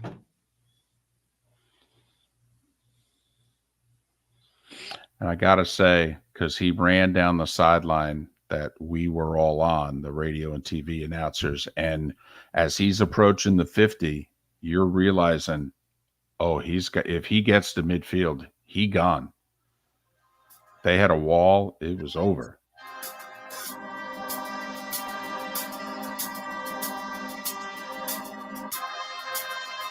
You're listening to Miller and Moulton, only on the Florida Sports Network. And now, here's Mark Miller and David Moulton. Well, we haven't made it easy on the audience today. I got to admit. I mean, sometimes we pick a theme and it's fun and it's lighthearted. And this is fun. This is a great theme. It's the greatest moment of your sports fandom. What is it? Moment. Singular. One. Oh, well, there was this, and I remembered it. No. There's one gold medalist. There's one spot at the top of the podium there. This is it. I feel badly for some people when they text in things like this. Being a Jets fan, sadly, my number one moment would be when the Patriots lost to the Giants in the Super Bowl to end the perfect season. Damn. That does suck. That just sucks. And I don't know if we'll get to every text on air. Thank you so much for all of your texts. There have been hundreds that have come in. I am perusing through them every break. Here's a younger Michigan sports fan. His greatest moment was Michigan's win over Ohio State 2 years ago. You know, he doesn't have any of the Tigers. You know, Tigers didn't win a World Series for him. They came close. You know, he doesn't have the Pistons in 2004 didn't rank. You know, the Wings in 2008 didn't rank. Okay, we got it. This person says my greatest sports moment 2016 when the Cubs won the World Series. I also had my last chemo treatment that day. Right on. That was a great day. It's a pretty damn good day. Few people have thrown Miracle on Ice at us. Yeah, that's tough to beat. It's only the greatest singular sports moment in our nation's history. I give the 21st century 100 years to try to top it, and I don't like their chances. But people reaching for, they're really hitting me here. Blues winning the Stanley Cup in 19. I just spent a week in the hospital with my wife and newborn, who was born 6 weeks early and had to spend 6 days in NICU. Game 7, I got to take her home. We watched Game 7 while I held her. That's pretty damn good. There you go. You know, we've got Canes fans with different answers.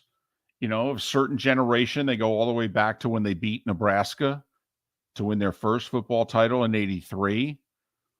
But we have a younger Canes fan who said, believe it or not, it's when, you know, because Miami, after winning the title in 91, they lose the title game to Alabama in 92. And then for Miami, they have a rough go of it. Probation, they kind of bottomed out. The Noles beat them the 1 year. What was it, like 49-0, something ridiculous like that? And so, you know, we have this one Canes fan that said that my number one moment was midway through the 2000 season. Late, Shockey catches the touchdown. We take the lead. We beat Florida State, and we were back. And he goes, and I cried. This one's great. 85 Bears Super Bowl. I'm 6'5". Jumped for joy and split my head open on a rotating ceiling fan. It was worth it. That's spectacular. And see, Yale finally winning Daytona makes the list for there someone. You go. Nice. How about Tiger in the Masters 2019? Okay. For me, that was cool to watch. Someone else has Tiger in 19. Yeah, and that was awesome. Wouldn't even make my top 5 Tiger moments.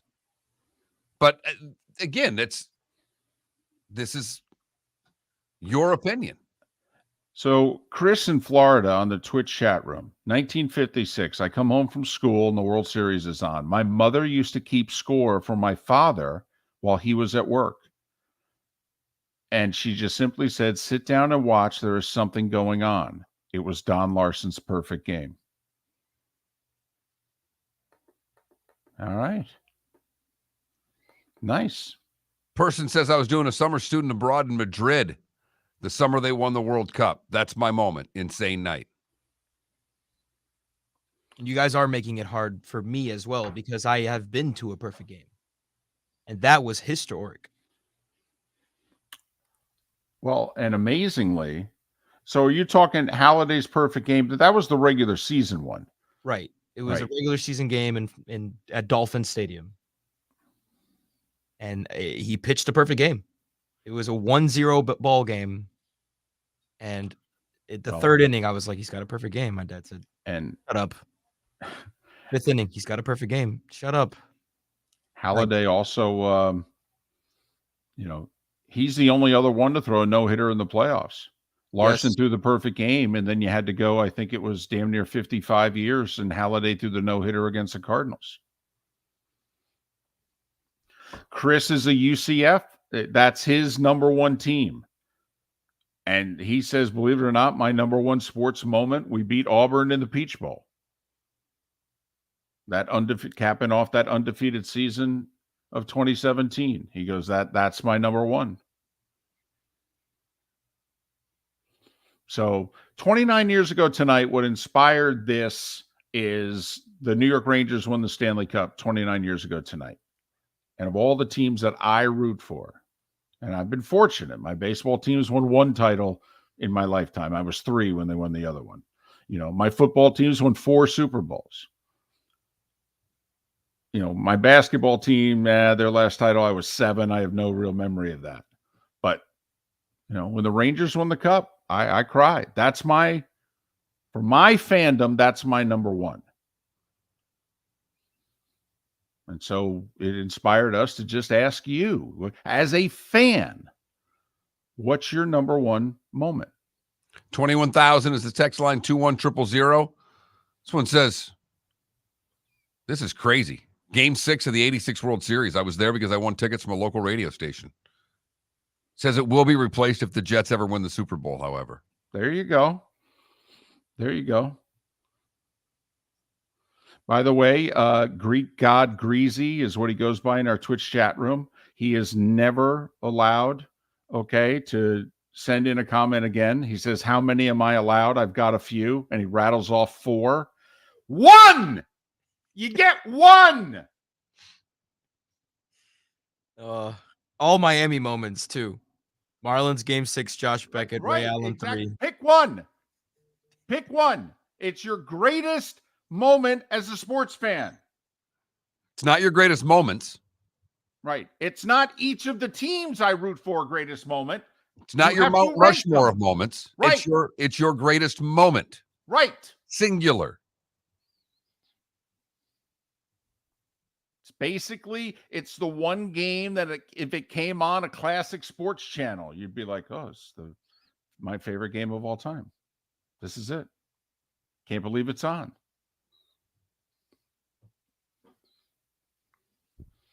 So, but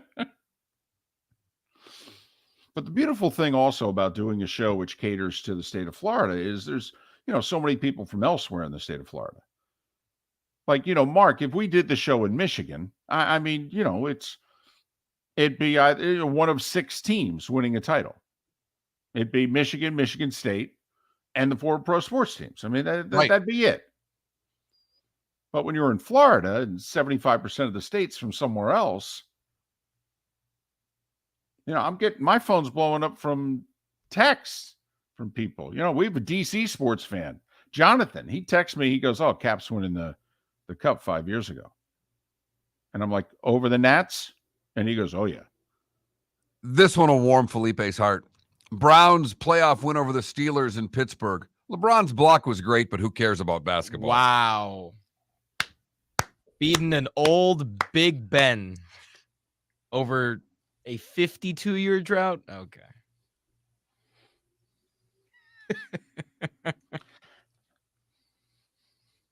What's your favorite team? The Browns. What's your second favorite team? The Browns. What's your third favorite team? The Browns. That would be the Browns. What's your fourth favorite team? Whoever's playing the Steelers. I got it. I love this. Yankees fan says, World Series in 96. It had been 78 since the last one. I was 16 then. Never thought they would win one again. Oh, my goodness. You really thought that as a Yankee fan? I mean, you really thought that. To the rest of the sports world, you know what? We don't like you. So wait, he was 16 in 96? Yes. Okay. No, he was 16 in 78. Oh, got it. Got it. Mm-hmm. Never thought we would win one again. Never thought we'd win one again. I root for the Yankees. I never thought we would win one again. Right. Everything's relative, Mark. Everything's relative, you know. I will say, between World Series, they only made the playoffs 3 times. 80, 81, and 95. We got our first College World Series answer. Warren Morris, walk-off homer for LSU against Miami in the College World Series. Oh, yeah. Maybe the most famous moment in College World Series history. I mean, literally, what I'm having fun with is that finally, after the person gave me 6 answers of different sports, comes back and says, okay, it's the Eagles Super Bowl, hands down. I was in Philly. It was madness. There you go. There you go. That's what we're asking. That's all. Come on. Come on now. I mean, we ask, who's the most beautiful woman in the world? And you rattle off 8 stunningly beautiful women. Okay, that's fantastic. Who's the most beautiful? And what do you say? You say your wife. Okay, pick your wife. What's the sports moment that's your wife? Come on now. 30 years ago now, John Paxson's same moment, 12-year-old me won my first sports bet, $1 from my grandmother.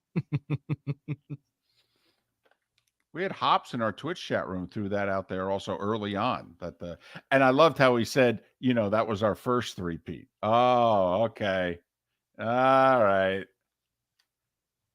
Not first title, first three-peat. Got it.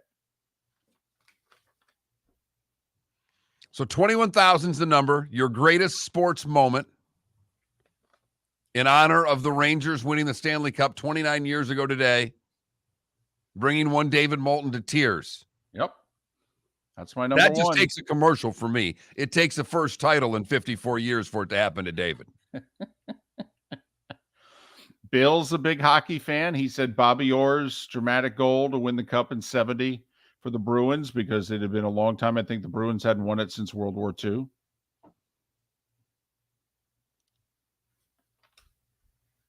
No way this one is real. Pro basketball, New York Nets. No, this is this is where you got to actually pay attention to the Twitch chat room. He about every 5 minutes he puts a new one in. Oh. Yeah, that's why we have not read one thing he said because he's going through. He's not answering the question properly. Right. That's why we didn't read any of his comments because he's thrown 6 different sports examples out there. He's a lawyer too. I mean, you know, I want to prosecute him. I mean, he's bordering on a felony. As far as sports talk show goes, this is almost a felony. At least a grade C felony, I'm telling you. I'm holding him in contempt. That's very, at the very least. Yeah. And then people taking shots at Felipe today. Just 2 days ago when Felipe's Miami Heat got swatted by the Denver Nuggets. Wow. Fantastic. Florida State fan said, what's interesting to me is he said the 99 national championship for Coach Bowden. That was the undefeated one. Not the first one, but the undefeated one. But what is it for you? And obviously with the college, it could be, you know, you may have been in college at that time. We're getting a lot of people who were at games saying, and that would add to it.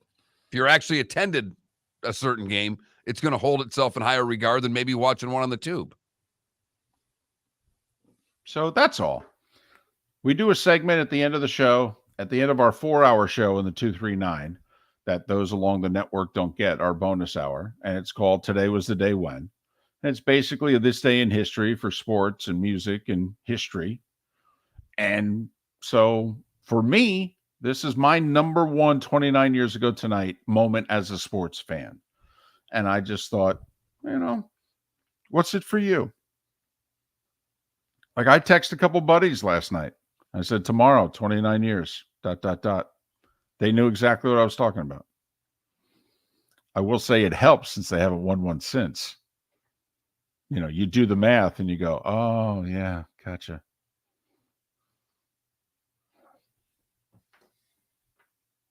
And it's not getting, but I don't know how much easier it's getting for you because well, yeah, it's over half a lifetime ago for me. Miller and Moulton. We will switch gears coming up in our 8 o'clock hour. Pat Kirwan will join us to talk all things National Football League. We'll see if we can get Pat's greatest sports moment as well. Thanks so much for listening. The text line's open at 21,000 right here on the Florida Sports Network. Ladies and gentlemen, once again. Yeah. Hi. Excuse me. Hey, the line starts back here. Ma'am, if your party's not here, you're going to have to go around again. If you had the opportunity to avoid all this, wouldn't you? Salt Live is the official transportation provider of the Miller and Moulton Morning Show, making your trip to and from the airport seamless and stress-free. Salt Live is supported with the help of local partners like the Bayfront Inn. Gather your family and friends and enjoy a leisurely day on the water with a pontoon or deck boat. If you prefer to explore the waterways without a motor, the Bayfront has canoes, standboards, and kayaks. At the end of your journey, enjoy lunch or dinner at the Bamboo Tropical Bar and Grill. The Bayfront Inn, something for everyone on 5th Avenue in downtown Naples.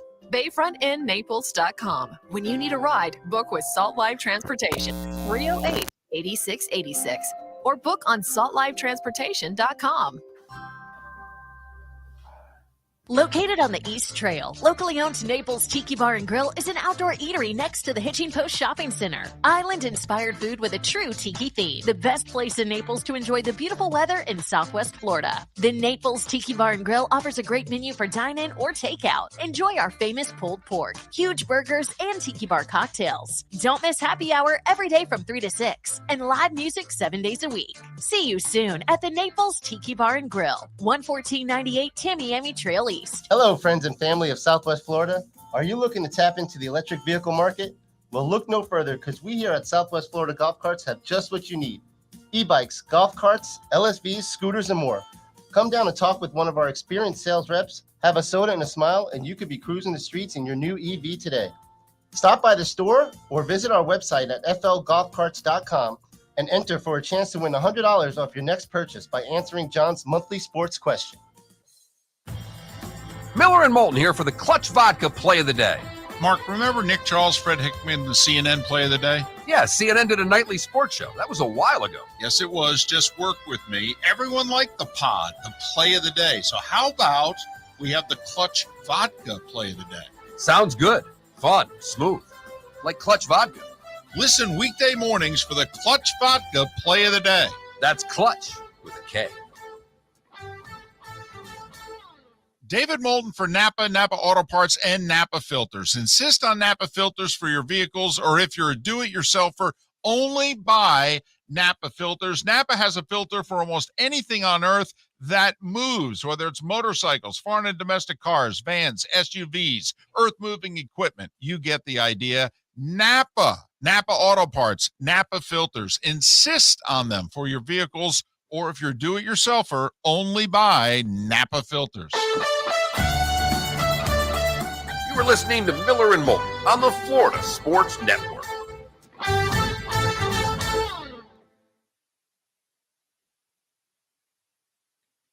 feel so dumb. Yesterday I was at the gym and without stretching, decided to do one 30-inch box jump, and now I can not walk.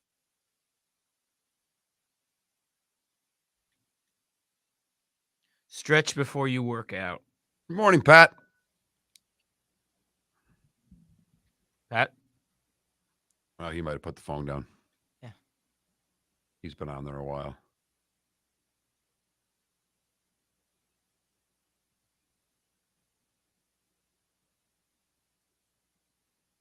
And there's no sound, so I'm almost wondering if he put us on mute.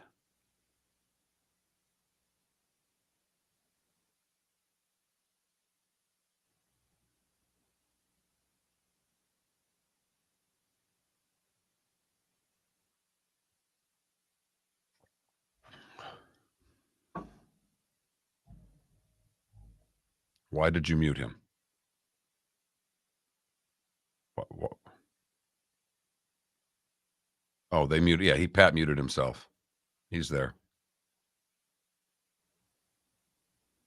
Hey, Pat. Where are you?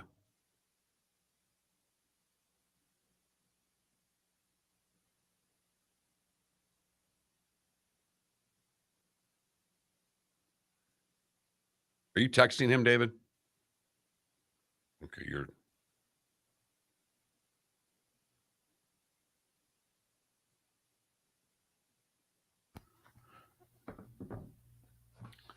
Pat says he hears us. So we don't hear him? No, we do not. Pat, we don't hear you. You want to try reconnecting?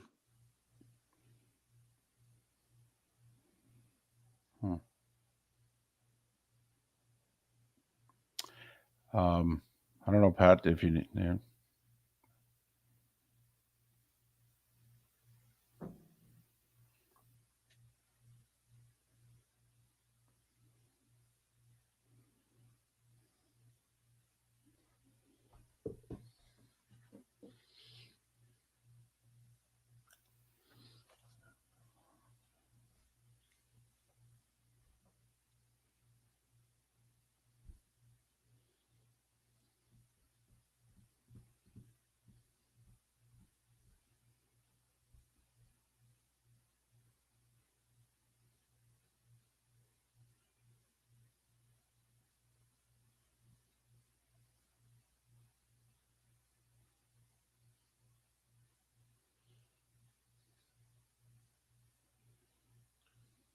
Felipe, you have his number, right, in case? You want me to call him? No.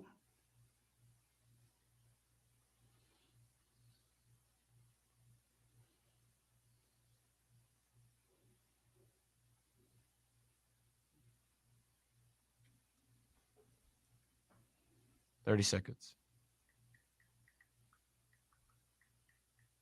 If you don't see him pop on the bottom of this when we're back on the air, call him, okay? I will.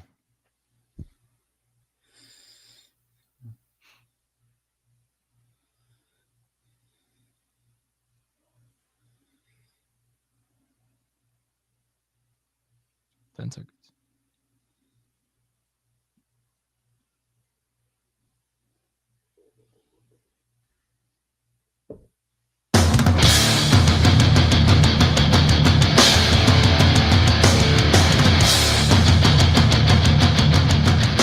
You are listening to Miller and Moulton, exclusively on the Florida Sports Network.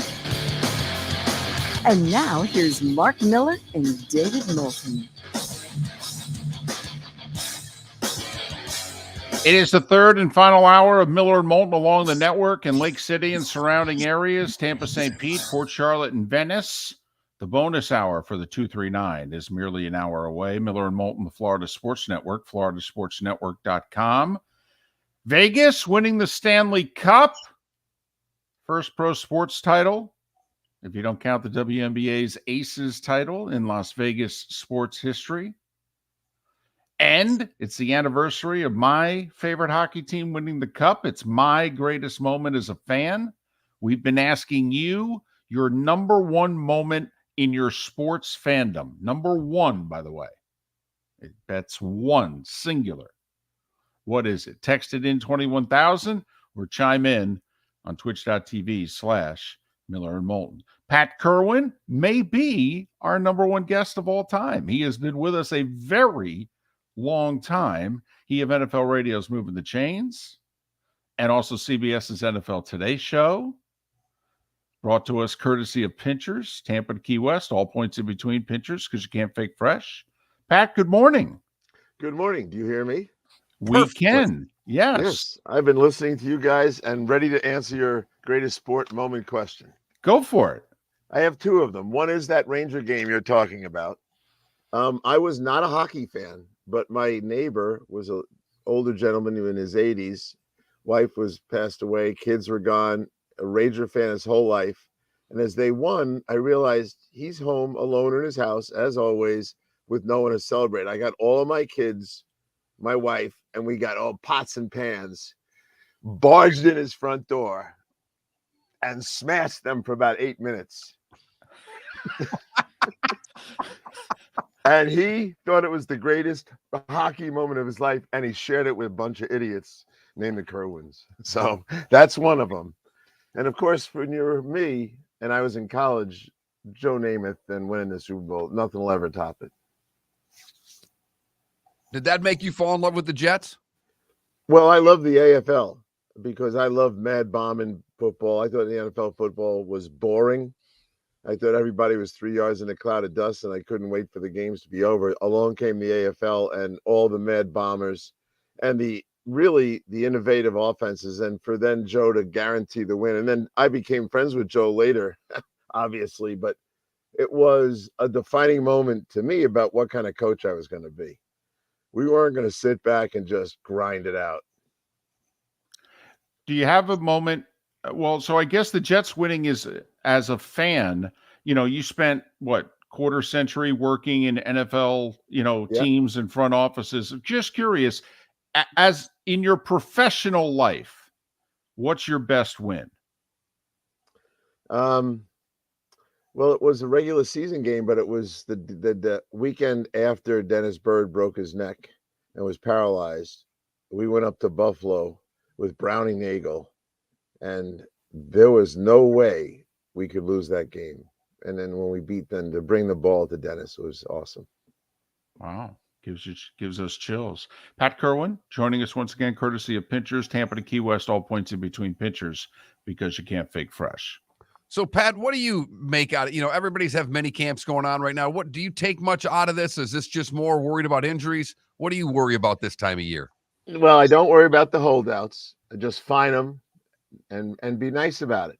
Just say, look, we didn't have to fine you, but we're going to fine you. And if you're a holdout, we're going to fine you. If you're a hold in, we're going to laugh at you, and then, I really enjoy when I hear coaches try to make little subtle excuses in order to keep a player happy. But I admire the guys who come in when their contracts are an issue. Highsmith, Matabuke, guys like that say, I'm coming in, be with the guys, work. Do I understand why they don't? Yeah, risk of injury. Would I give a guy a 5-year multi-million-dollar deal if he blows out an Achilles in an OTA? No, I wouldn't. So I get why they don't come in. I don't take it very seriously, but I keep my eye on it. Now, Stephon Diggs, whatever's on his mind, and I don't even know. Well, I did say this yesterday. Diggs has been like this his whole professional career, and he's got lots of years left on his contract. He turned 30 this year. He's going to see $24 million with all the bonuses that they have tied up. But just to annoy him because he's annoying me, I would bring in D-Hop and have some pictures taken with Josh Allen. So you would play the game too, is what you're saying? Oh, yeah. I said, D-Hop's coming in. Hey, Josh, can you be around? Just want to have a catch with him and maybe get a couple photo ops for the media. Is there one player team protest season situation, though, that you're like, there may be something here? I think anytime you have a bad team with some great players, the Rams, you start thinking about, look, the smart guys, Donald and them, they know it's not going anywhere this year. In their minds, they will not say that. But so that's when you start wondering, do I have to let a guy get out of here? The Cardinals, D-Hop, again, once more on him, he knew how to get his way out of there.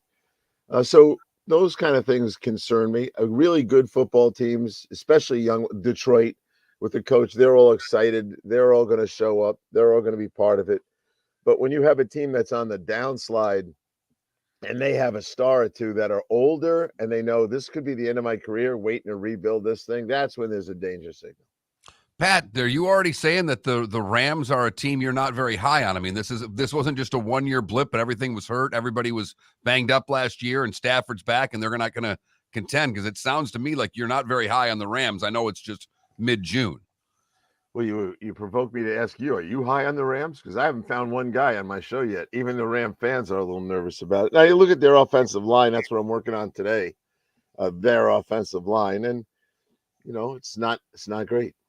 And Noteboom hasn't played as well as they would hope. I think they got a center that is hurt all the time in Allen.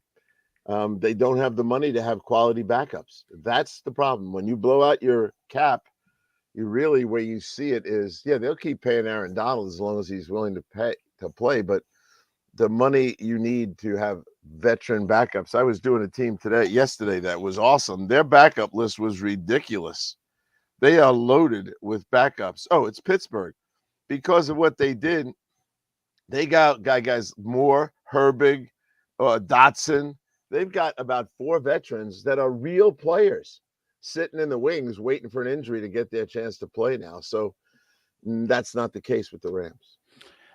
I know I've been saying this for 2 months, and I am so much higher on the Steelers than I think anybody else outside of Pittsburgh. I really am. I love their over-under bet.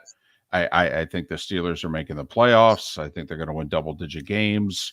I think they're so much better than they were last year, and they won 9 games last year. Finished strong. I think there's a lot of similarities, quite frankly, to the Steelers this year and how the Eagles finished 2 years ago. When the Eagles snuck in at 9-8 and got bombed in a playoff game. Now, the Steelers didn't go out and get an A.J. Brown, but I mean, Pat, I don't – if Pickett is a starting quarterback and in the final month he looked like one, that's a pretty solid team. It is. And I love that no one thinks they're any good. And if the one thing about going to Pittsburgh, which I spend a couple days there every summer, is that's the card Cowher used to love to play. And that's the card Mike likes to play. And there's a lot of pride there. Why did they have a winning record last year? Yes, the quarterback played better, but it's the history of that organization that every man pulled together to get through to a winning record. And that's what they have that a lot of teams never have. They have a real identity. They'll play to it, and they love that everyone thinks they're bad. And even though Najee Harris is had it be eye-opening of what running backs are worth, he's still under that rookie deal, so it doesn't really matter. It is eye-opening, Pat. Are we ever going to change the view on running backs with a couple of elite? I mean, would you spend it on an elite one? How would you deal with a running back? Well, I would absolutely sign a guy like Josh Jacobs. He's 24 years old. I'm going to bet that I can get 4 years out of him. So I would have no problem offering him a deal. Now, you're really asking me what's the market for him.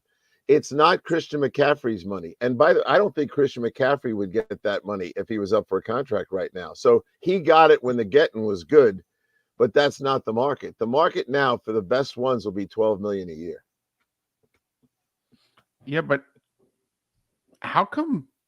What's Saquon thinking here?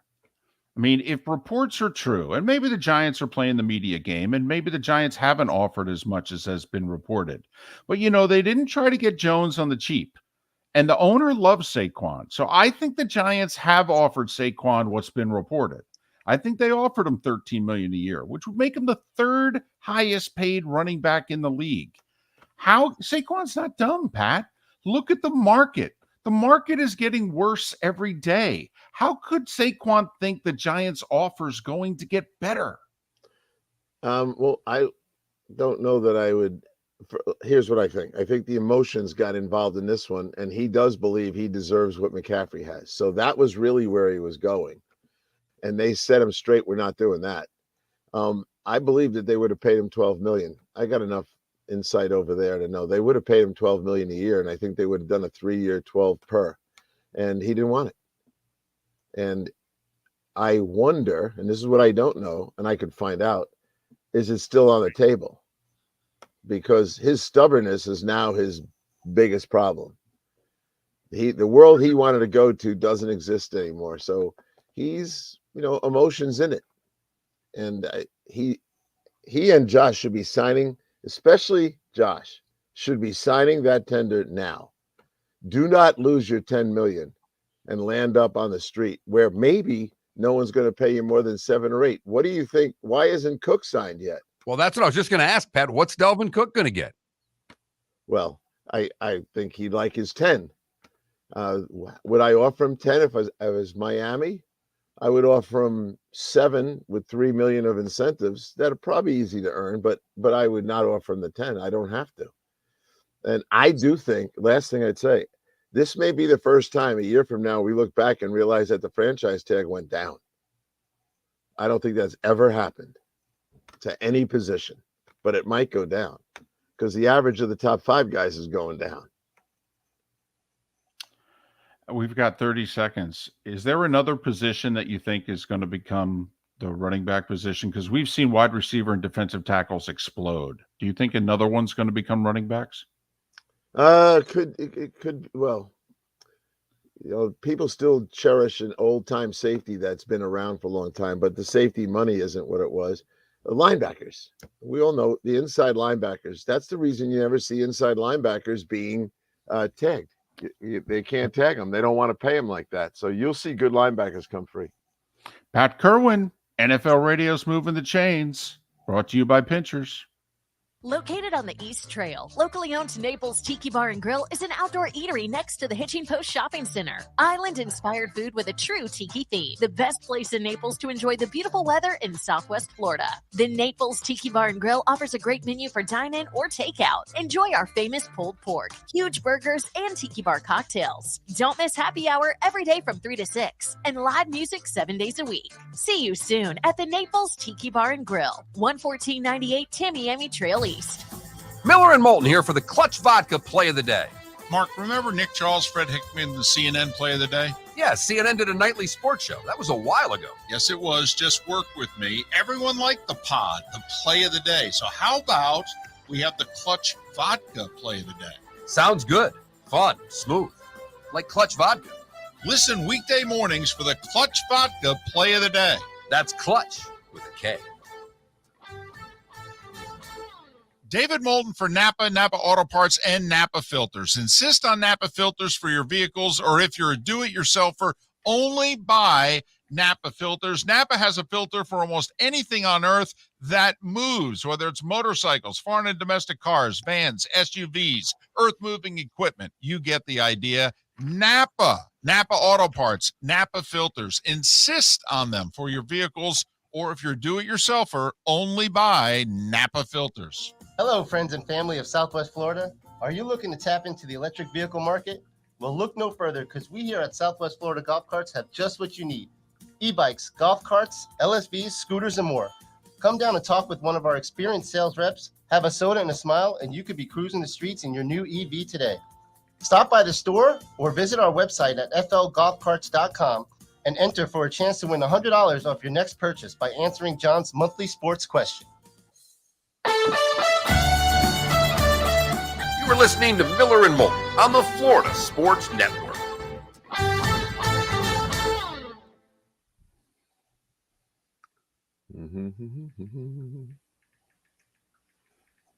Yeah, I don't know what happened there, Pat. That didn't for whatever reason, but thanks for reconnecting. No, I switched headsets too, just in case it was my headset. Well, you know what was weird when you were first hooked up?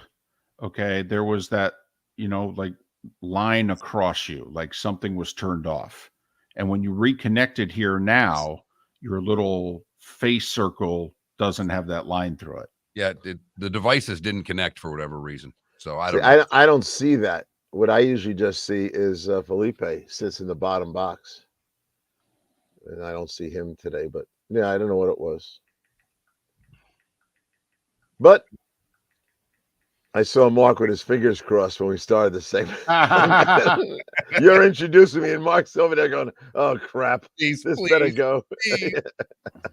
It's a blind moment of faith right here. I had some anxiety too. I go, "Fuck! If Mark's that nervous, I should be too." How about yesterday when I called Jim out? He's so full of shit. Todd Bowles, Todd Bowles. Protecting Dev White. Come on, you don't need to protect that guy. Well, they're a little nervous. He wasn't ready for practice. OTAs and shorts. Are you shitting me? No. Jim reading the company line. Yeah, I forced him into an answer. I go, really, Jim? Really? You believe that? And it's not. And not only that, I think it was like the second segment of the show, Mark. And Pat just all but said these words. Jim, I'm calling bullshit. Yeah, I did. And it basically said, Are you with me or not? You're a player. You've been in a locker room. A guy comes in and he can't go to OTAs because you're afraid he's not in shape. What kind of horseshit is that, Jim? Well, no comment. I go, folks, that's an answer of yes, I'm with Pat on this. Oh, yeah, Jim. I go, Jim, what do you think? You're going to get a job at the league office? They ain't never hiring us again.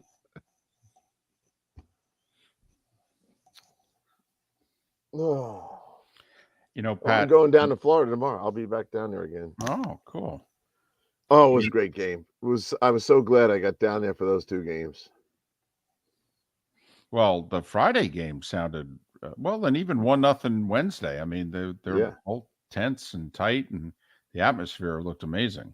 It was, and the standing room and all that crap. But you know that and I don't blame them. But Idaho, when they went down 3-0, they brought their goalie from the AHL.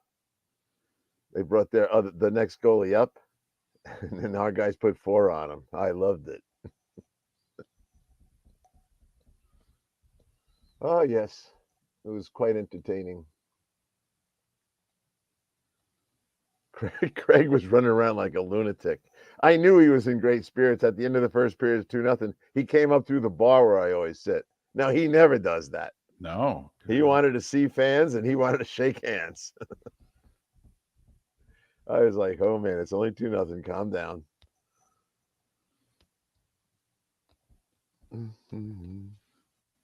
Standing room's the upper concourse. Yeah, it's mobbed. It was ridiculous. Yep, it was great.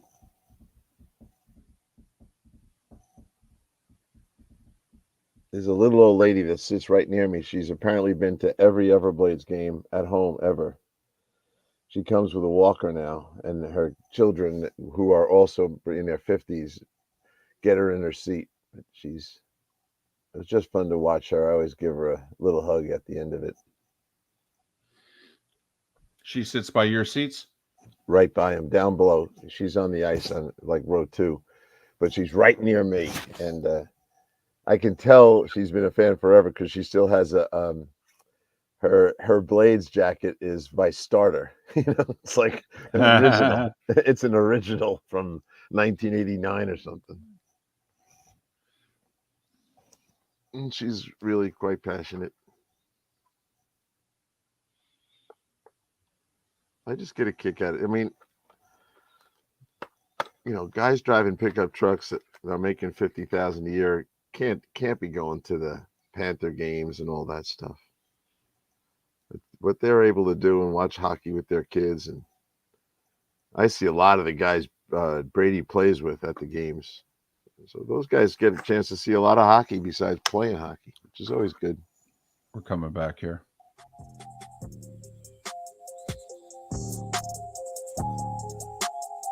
You're listening to Miller and Moulton, only on the Florida Sports Network. And now, here's Mark Miller and David Moulton. Pat Kirwan still joins us. NFL Radio's Moving the Chains, weekday afternoons 3 to 7, part of CBS's NFL Today show. Pat joins us during the offseason once a week, usually on Wednesdays, courtesy of Pinchers, Tampa to Key West, all points in between Pinchers, because you can't fake fresh. We've had a theme to the show today in which we've asked you your number one moment as a sports fan. In your sports fandom, essentially, what is your best night, your team's best win? One, singular. Don't rattle off the best moment for all the teams you root for. What is your best moment? And Pat Kirwan gave us his. It was Joe Namath and the Jets in Super Bowl III. Mine is 29 years ago tonight with the Rangers winning the Stanley Cup. And you can keep on 21,000 on our text line and also chiming in our Twitch chat room. Pat, Adam is a loyal Twitch follower and viewer, and he's a big Jags fan. And he has a question about the Jags possibly playing at Daytona International Speedway. Games like this have happened in college. Would the NFL allow something like this to happen? I don't think so. I think it would be a bad look too. A football field in the middle of Daytona's infield is going to look like nothing in there. I don't think the look is the right way. The NFL, look, if they had no options, they might have to do it, but there's plenty of options. They're all over the place. Of the three, I mean, they've got the Florida Stadium, they've got Orlando, and then they've got the 5-year refurbishing and kind of taking a little longer with Jacksonville. What's the most likely one that the league would want, Pat? Well, they put the Vikings in a college stadium, right? Yes. They put the Chicago Bears in a college stadium. So security is always an issue for them. And where do they feel like they can get the most security? Where's the parking lots? Because now your whole fan base is driving to the game, right? And it's not local. I don't know. I personally would just go over to Orlando. Honestly, there's a stadium there, and it's usable, and I think it's. I mean, I used to take that drive a lot when the Bucks were in Orlando at Disney. I mean, I would zip over to watch the afternoon practice of the Jags and get back for the next day's practice. You know, I went back and forth. It's not a bad ride, so that'd be my choice most likely. A stadium, you're not interfering with anybody. Not wearing out the field. There's another thing now. Think about those things. When you start playing on Sunday and a college was in there on Saturday, whether it's synthetic or grass, it doesn't matter. You know, it's all a mess. The stadium, you got paint of the other team in there. I just go, shine up Orlando and play and get done with it. Is that a team, by the way, that we're all sleeping on a little bit, just for the fact that, Pat, how many teams are bigger favorites to win their division over the Jags? How many teams are bigger favorites? No, that's a great question. If I think about that, just in Kansas City, that's about it. Okay. But in thinking, and we look probably Philly. Oh, really? No, you're right. I think no one's really, they should, because last year at the end, we saw what we saw. And we saw the emergence. It's amazing how fast Doug Peterson got Trevor Lawrence back on track. I mean, the year before, people would start thinking, oh, my God, he's not what he's just a college phenom. But Doug got him right back on track, and they're pretty darn good. And they're good up front in the offensive line. Pat, there's not a really big market for D-Hop, is there? Or at least not at the price he's asking. That's correct. As I see it, as soon as he said he was going to visit Tennessee, he's shopping, and he's shopping hard. And I'm sure David is a bit surprised that he took a visit to New England, but that probably confirms for David that he is shopping. And where would he shop next, and where would he go next? So the price is probably not where he wants, and that's understandable. Just because Odell got overpaid doesn't mean that someone's going to overpay him. I would say at the end of 3 or 4 visits, if he doesn't have what he wants, he ought to just sit there and wait for a good team to lose their starter. Yeah. Well, the New England one, I think, shows just how bad his market is, because it's not a secret. I mean, Bill O'Brien and D-Hop did not get along. Bill O'Brien traded D-Hop. It probably led to Bill O'Brien's downfall with the Texans. It was not a smart move, and it was an awful trade in terms of what he got back. But, Pat, to me, it also shows the Patriots are desperate for talent. I mean, it's not even close, Pat. They got the 4th best roster in that division, and it's not close. No, I think, they made a lot of runs for Super Bowls, and when Brady departed, there were other overpaid guys that were, when Brady wasn't there, a lot of guys didn't look the same, and you got to move on. So most teams, I think all, honestly, go to cap jail sooner or later. And then you've got to start bringing in young guys. And I admired that they went right back to the playoffs with Mac Jones, but really the core of the team had to be repaired. We did their offensive line yesterday. Not a good look. Trent Brown, he gave up 8 sacks last year, 10 penalties. I like the Strange kid. He played good, gave up 5 sacks. Andrews is still rock solid in the middle. Riley Reif shouldn't be a starter in the league anymore, yet he's the starting right tackle. So they still have a Band-Aid on a number of positions. Should have asked you this during the break, Pat, but I don't know if you've gone through the, the only thing I worry about when you're talking about that division, and David's right, the Patriots have the 4th best roster, but where's the Dolphins' offensive line in comparison with the rest of that division? So they have one of the lowest grades I've given so far. Not good at all. Armstead still does okay when he's available. Now that they got Isaiah Wynn, they're going to put him at guard. And, Bill, here we were just talking about the Patriots. They said goodbye to Isaiah Wynn. Why would they do that? Sack ratio wasn't very good. and now he's going to play guard. Williams is I'm not a big fan of Connor Williams, but another guy. This is a group. Their offensive line had a lot of penalties, and sometimes penalties tells you what's wrong with the athleticism, right? When your feet aren't moving, you start holding, and you get caught for holding. So to me, if you look at that, and there's a lot of penalties here, 5 penalties, 4 penalties, 6 penalties, 7 penalties, 10 penalties for Hunt, it tells you a lot about what's not good there. And just about everybody on that line, Pat, was drafted in the first 3 rounds too. So it's either one of two things. It's either Chris Greer just got it wrong, or their coaching and their scheme has not fit their personnel. And I know they're on yet another offensive line coach. Well, right now they're only going to have 2 starters that they drafted in the offensive line. So they got Armstead from outside, Wynn from outside, Connor Williams from outside. Connor Williams was not a center in Dallas. He was a guard. He played about 10 plays in a preseason game at center, yet they felt they had to move him to center. And they don't have backups. Eichenberg is one of the guys you're talking about. Jackson's another guy you're talking about. So, and even Hunt, I like Hunt a little bit more than those guys.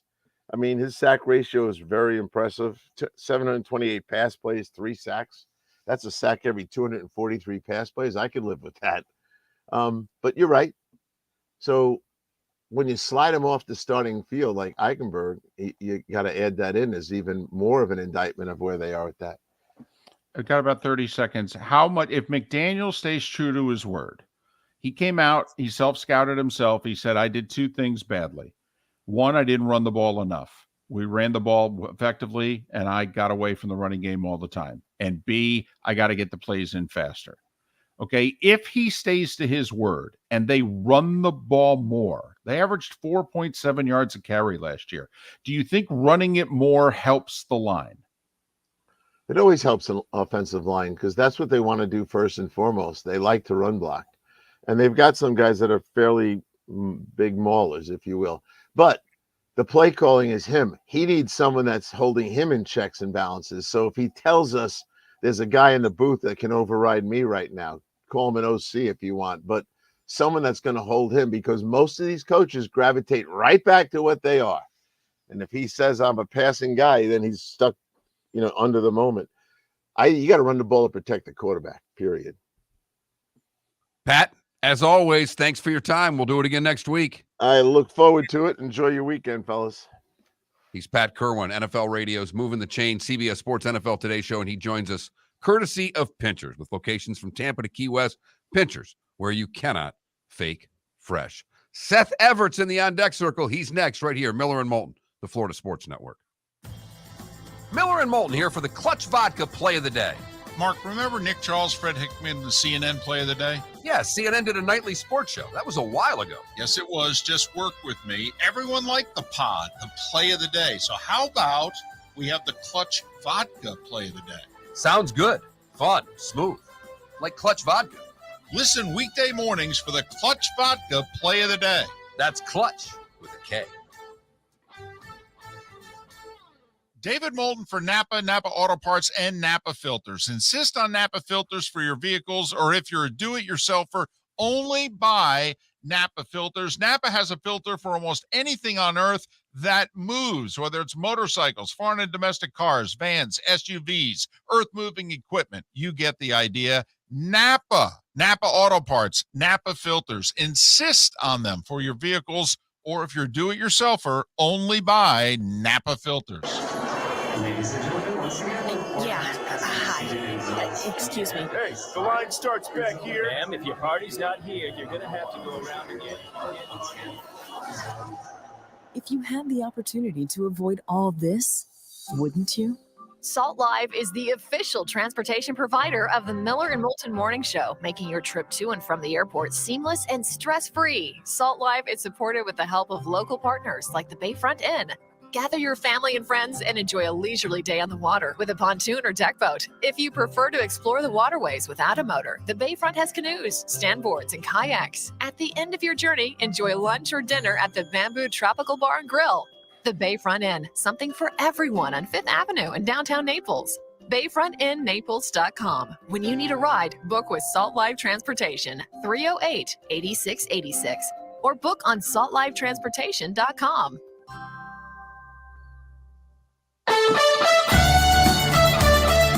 You are listening to Miller and Moulton on the Florida Sports Network.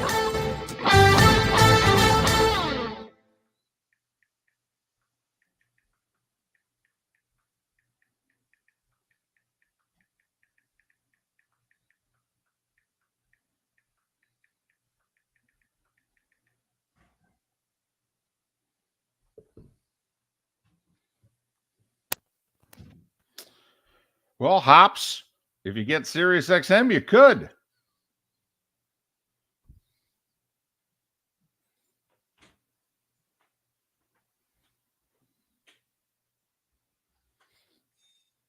They have an app, so you could listen at work or wherever you are. Don't have to be in your car.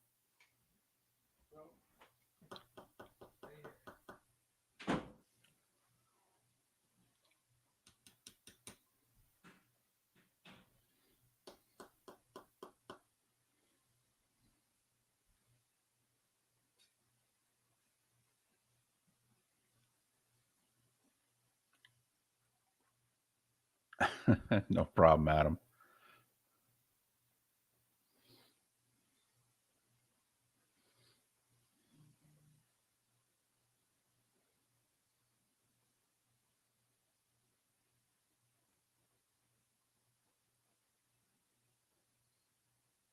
Adam, in all seriousness, if I was Khan, I'd play 2 games in London every year because he makes more money in London than he does in the States. And of the 6 games in the States, one year he'd play 6, the other he'd play 7. I'd play all of them in Orlando except 1. I'd play a December game in the Swamp every year. I'd wait till the Gators were done, and then I would pick a December game and play it in the Swamp. That's interesting. I mean, I'm not saying you're wrong, but you've trained a fan base to go to one place, and then you switch them at the end of the year. That's a very risky move to me. There's 15,000 more seats potentially in the game in the Swamp. But the other thing is that Orlando obviously is southwest of Jacksonville, but Gainesville's in a different direction. And if I'm trying to, my fandom north of I-4, that's my thought off the top of my head. Somebody like Mark would probably, smartly talk me out of it. No, but I'm not saying you're wrong. I'm just saying to me, it's a little bit of a gamble because you've trained a fan base to go somewhere, and then all of a sudden they're going somewhere else. So that would be interesting. But also, I don't know how many people, how many Florida fans could I get to go see a Jags game who have never seen a Jags game before?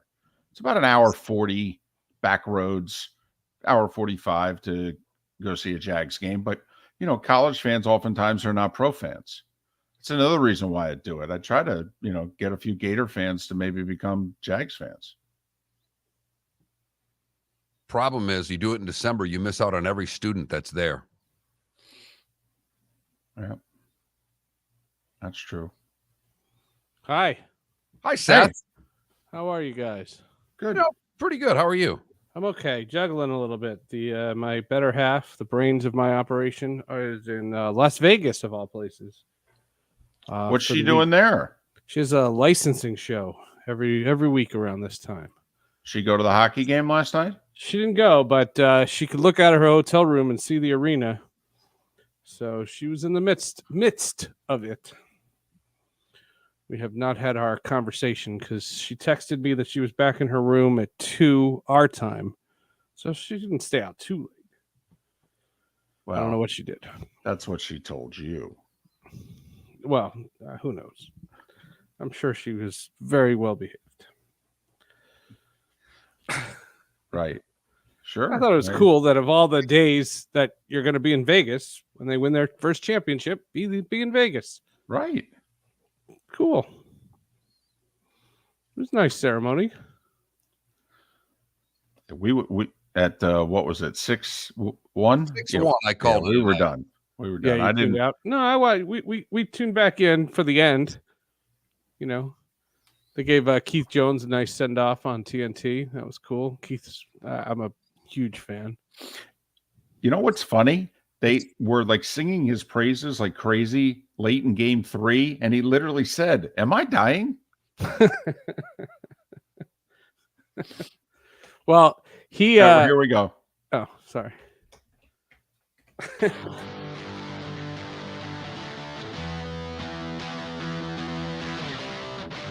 You're listening to Miller and Moulton, only on the Florida Sports Network.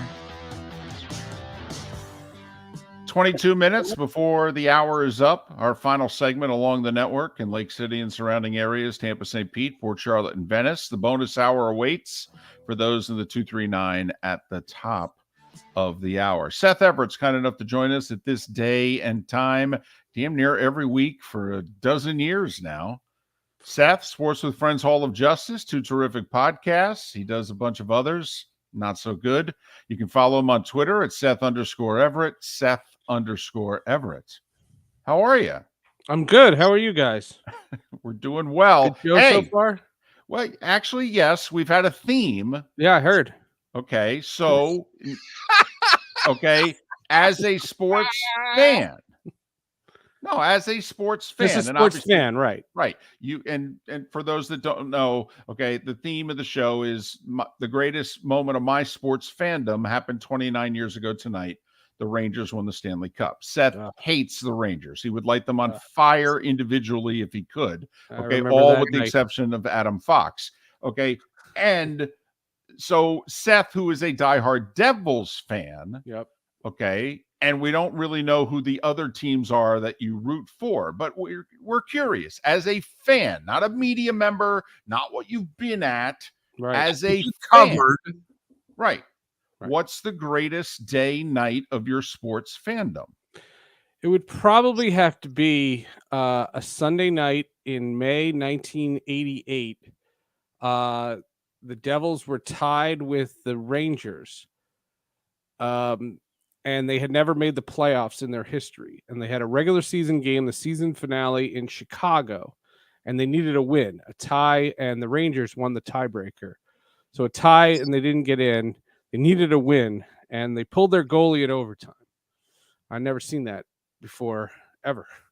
And John McClain scored a goal. In 1988, I was 14. And I can recite to you Gary Thorne's call. I'll never forget it. They made the playoffs for the first time in their history. And that was probably my greatest fan moment. You know, the Devils won 3 championships, but their first championship, I was a junior in college. Their second championship, I was living in Seattle. And their third championship, I was there, but I was covering it. You know, so it was amazing, but it was super fun. I did a lap on the ice, but I was a media member. You know, the greatest sporting events I've ever attended. I was on the field when Terrell Davis was the decoy in Super Bowl 32. I was at the 2 Byung-Young Kim games in Arizona in 2001 at Yankee Stadium with Scott, Tino Martinez, and then Derek Jeter, Mr. November in 2001, Yankees Diamondbacks.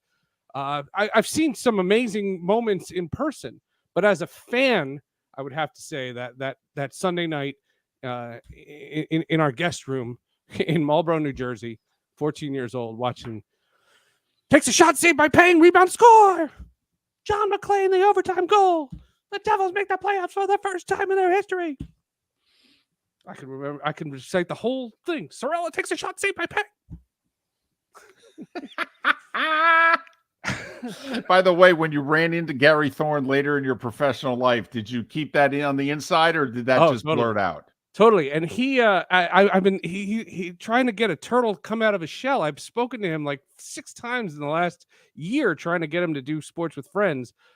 We had Peter McNabb, his partner, the year on the show, and then tragically he passed away. I think Gary thinks that if he comes on the podcast, he'll pass away, so that that's why he's avoiding the show. At least it's an easy reason to say no, Seth. I mean, the excuses he's come up with are pretty original, just like that call. But that's cool, because Mark's moment, and I don't know if you heard it because it was fairly early in the show, his favorite moment And, he's got 4 or 5 he can rattle off, but he was 15. Yeah. It was the Tigers. It was Gibson's homer. And, and they're going to win the World Series in 84. He's 15. And so, your guys' favorite moments, you're in your teens. Mine, I'm in my late 20s. And now obviously, 2 of the 3 of us have gray hair. Mark, God, your hair looks good. Damn. The 84 Tigers have a special moment in my heart. My grandfather had ALS, and 84 he was losing the power of speech. He was losing his ability to speak. And one of the last things he ever said to me without a ventilator was he thought the Tigers, it was May of 84, he said, the Tigers are special. He said that Tigers team is special. He thought they were legit. And he'd only seen them twice on like the game of the week because he lived in Miami, and he thought the Tigers were special. And I just remember being 10 going, well, the Tigers are special that year, and they won the World Series. He must know. And so every time I think 84 Tigers, well, that's one of the greatest teams ever, because that was one of the last things I ever heard him say. Is it better as a fan to have that type of year, the Tigers, they're 35-5, like the Rays are off to this great start, or is it the come from nowhere team late in the season? Because I mean, that 84, that whole summer was so special. Yeah. Everything, watching every game, the Tigers were doing the wave, and everybody was all in. But when your team comes from nowhere, that's a different kind of special. Yeah, I mean, there's the idea of going to wire. I just had Jack Curry on Sports with Friends. He wrote the book on the 98 Yankees, this wire-to-wire team. Are they the greatest team ever? But then, I remember the 2001 Mariners. Team won 116 games. Didn't win diddly. No one remembers them. You have to finish it. You have to go wire to wire. In other sports, though, they don't have that curse of the President's Trophy like they do in hockey, where if you win the President's Trophy, 66% of the teams that win the President's Trophy don't win the Stanley Cup in the last 30 years. Well, 2013 Blackhawks, right? Last President's Trophy winner to win the Cup. And obviously we saw what happened this year. Bruins with a historic regular season, and the Panthers took them out in 2 weeks. Yeah, you think that's what Paul Maurice and Bruce Cassidy were talking about during the handshake line at the end? I do think Bruce Cassidy said to him, "Hey, thanks for burying the team that fired me. You beat the Bruins. Still, I love you." He probably said to him, "You're the only coach I could have lost the cup to that I would have been okay I would have with. been just fine. This could have gone just fine. You old lug." In Vegas, it is interesting getting a couple like Phil Kessel now with 3 cups, getting a little last left. Eichel getting the cup. Obviously, McDavid drafted before Eichel, and so I mean there was a lot there with Vegas of some pretty special guys getting to lay claim to winning this and some things for that. Well, and they got like 3 former Sabres on their team too. I mean, the agony for the Buffalo sports fan continues. That's right. Yeah. Hey, listen, good for them. Happy for them. It was a great season. Fantastic. It's going to be a fun off season. When's opening night? Get me hockey back.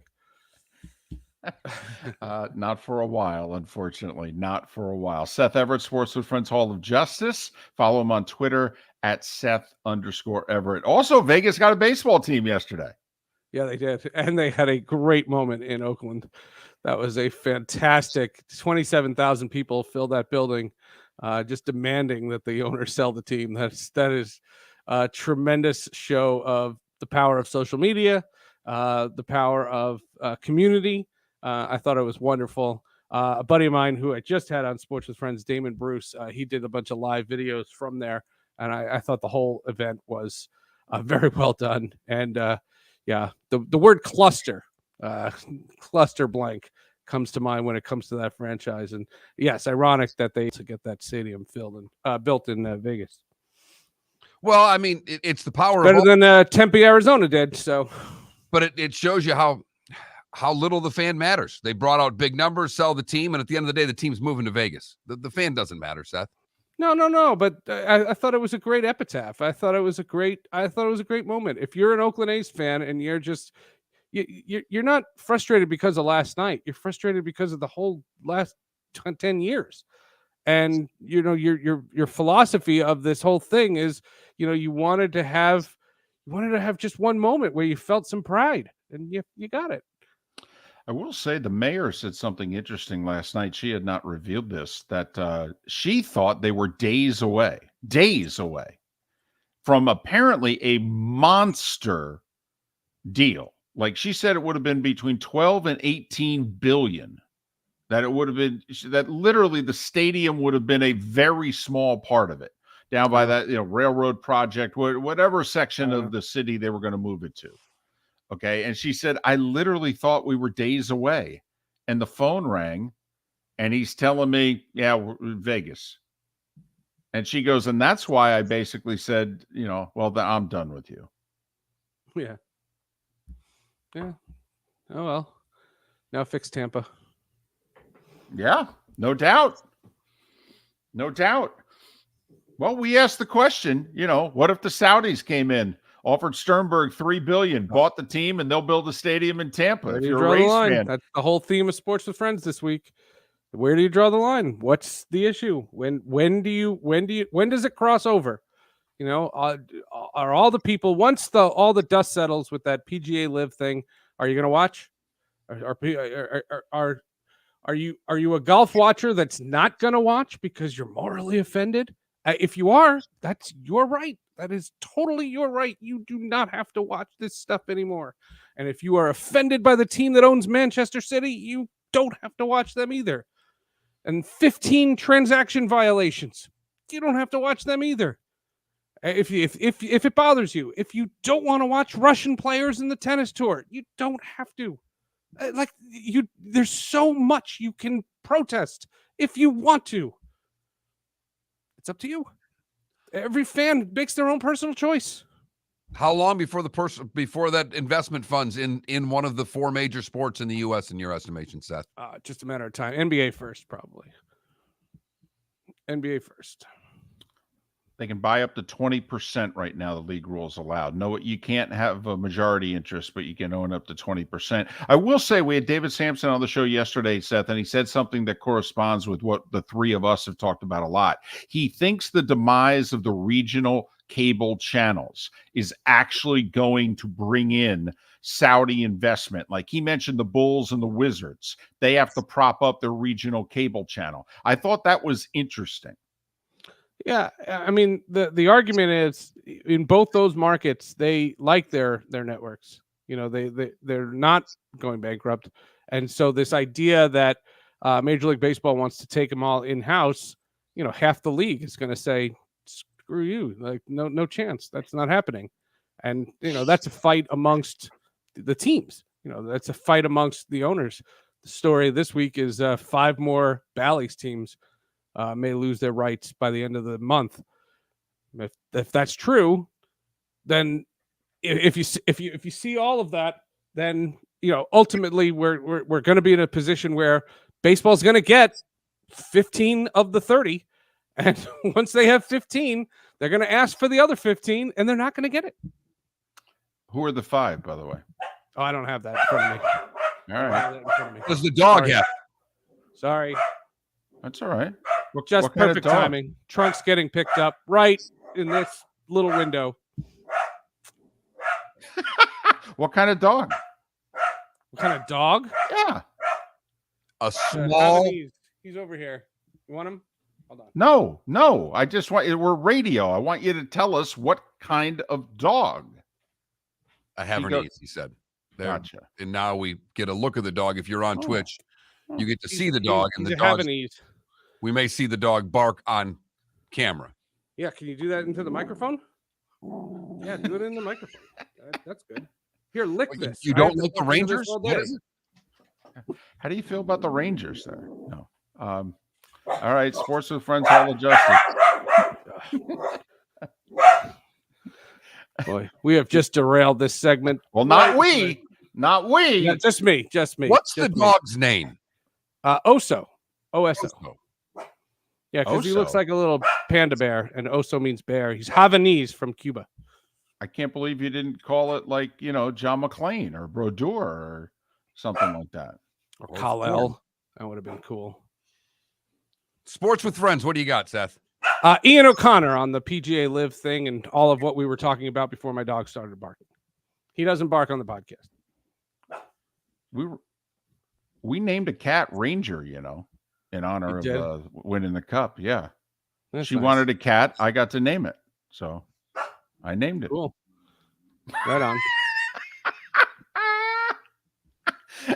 He can't even play along with a friend. Nope. It's just like, I hate them so much. Honestly, I'd light you on fire too. Hall of Justice is Transformers: Rise of the Beasts. That's the #1 movie in the world. So we talk about it on the #1 podcast in my world. In your house. Sports with Friends Hall of Justice. That's Seth Everett. Follow him on Twitter at Seth_Everett. Go feed the dog. Thanks for listening. Sorry. Feel free to text in. All right. Let us know your favorite sports moment as a fan. Your #1. 21,000. We'll read some of your answers tomorrow as well. The bonus hour in the 239 is next. Napa Auto Parts, and Napa Filters. Insist on Napa filters for your vehicles, or if you're a do-it-yourselfer, only buy Napa filters. Napa has a filter for almost anything on earth that moves, whether it's motorcycles, foreign and domestic cars, vans, SUVs, earth-moving equipment. You get the idea. Napa Auto Parts, Napa filters. Insist on them for your vehicles, or if you're do-it-yourselfer, only buy Napa filters. Located on the East Trail, locally owned Naples Tiki Bar and Grill is an outdoor eatery next to the Hitching Post Shopping Center. Island-inspired food with a true tiki theme. The best place in Naples to enjoy the beautiful weather in Southwest Florida. The Naples Tiki Bar and Grill offers a great menu for dine-in or takeout. Enjoy our famous pulled pork, huge burgers, and tiki bar cocktails. Don't miss happy hour every day from 3 to 6, and live music 7 days a week. See you soon at the Naples Tiki Bar and Grill, 11498 Tamiami Trail East. Ladies and gentlemen, once again. Yeah. Hi. Excuse me. Hey, the line starts back here. Ma'am, if your party's not here, you're going to have to go around again. If you had the opportunity to avoid all this, wouldn't you? Salt Live is the official transportation provider of the Miller and Moulton Morning Show, making your trip to and from the airport seamless and stress-free. Salt Live is supported with the help of local partners like the Bayfront Inn. Gather your family and friends and enjoy a leisurely day on the water with a pontoon or deck boat. If you prefer to explore the waterways without a motor, the Bayfront has canoes, standboards, and kayaks. At the end of your journey, enjoy lunch or dinner at the Bamboo Tropical Bar and Grill. The Bayfront Inn, something for everyone on 5th Avenue in downtown Naples. BayfrontInNaples.com. When you need a ride, book with Salt Live Transportation, 308-8686, or book on saltlivetransportation.com. Hello, friends and family of Southwest Florida. Are you looking to tap into the electric vehicle market? Well, look no further, because we here at Southwest Florida Golf Carts have just what you need. E-bikes, golf carts, LSVs, scooters, and more. Come down and talk with one of our experienced sales reps, have a soda and a smile, and you could be cruising the streets in your new EV today. Stop by the store or visit our website at flgolfcarts.com and enter for a chance to win $100 off your next purchase by answering John's monthly sports question. David Moulton for Napa Auto Parts, and Napa Filters. Insist on Napa filters for your vehicles, or if you're a do-it-yourselfer, only buy Napa filters. Napa has a filter for almost anything on earth that moves, whether it's motorcycles, foreign and domestic cars, vans, SUVs, earth-moving equipment. You get the idea. Napa Auto Parts, Napa filters. Insist on them for your vehicles, or if you're a do-it-yourselfer, only buy Napa filters. You are listening to Miller and Moulton on the Florida Sports Network.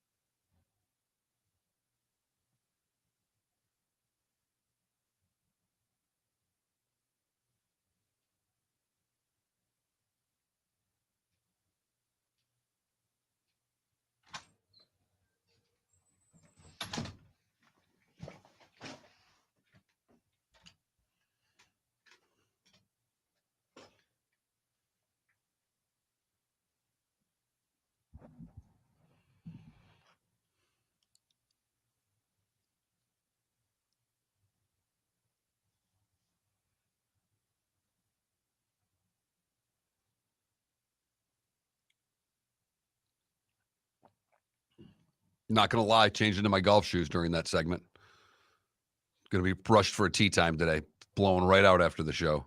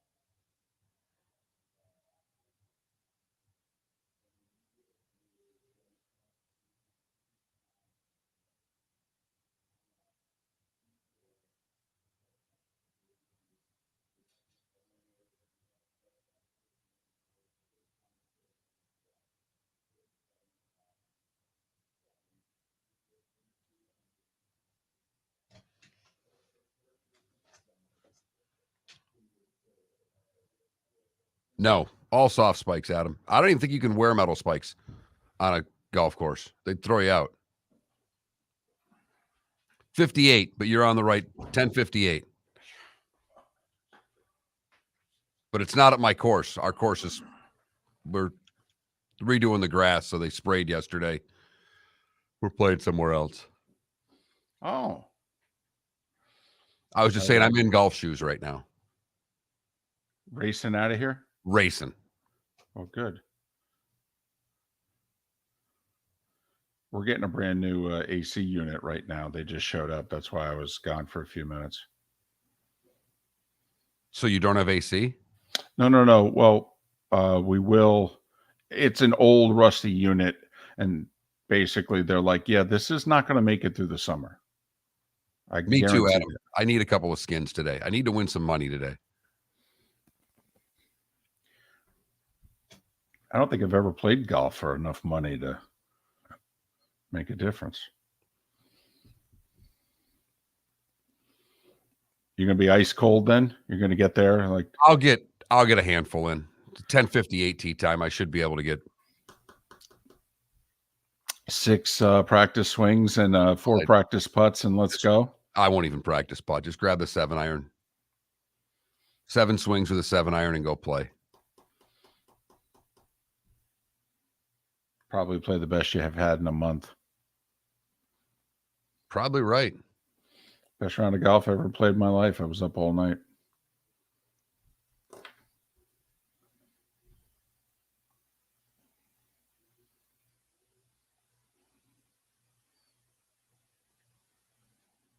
Here we go.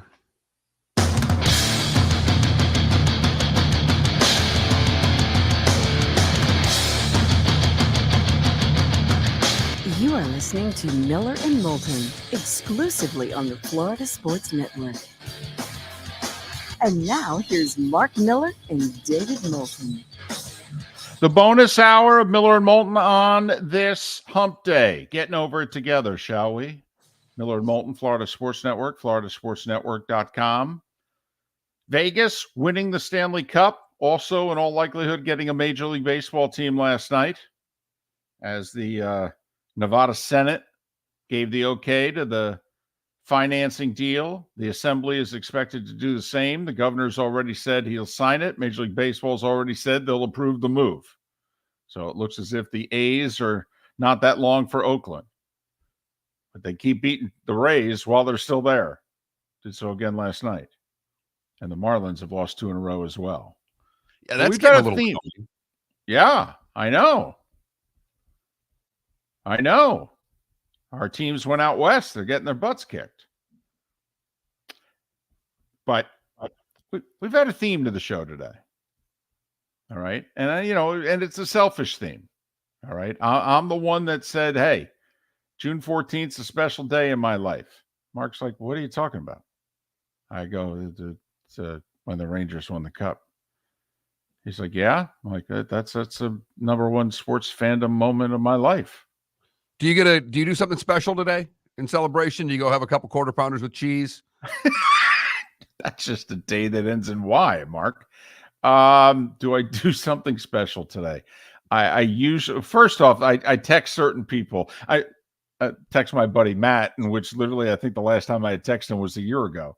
All right. But, we share it together. I do break out, Mark. I saved, I was out of the business, working in a warehouse back home in Jersey 29 years ago when the Rangers won the Cup. And my buddy Matt was working in a newsroom in West Palm Beach. And he saved me the AP wire copy of the Rangers winning the Cup. And he sent it to me. And it was like AP New York bulletin, 22:58 p.m. EST.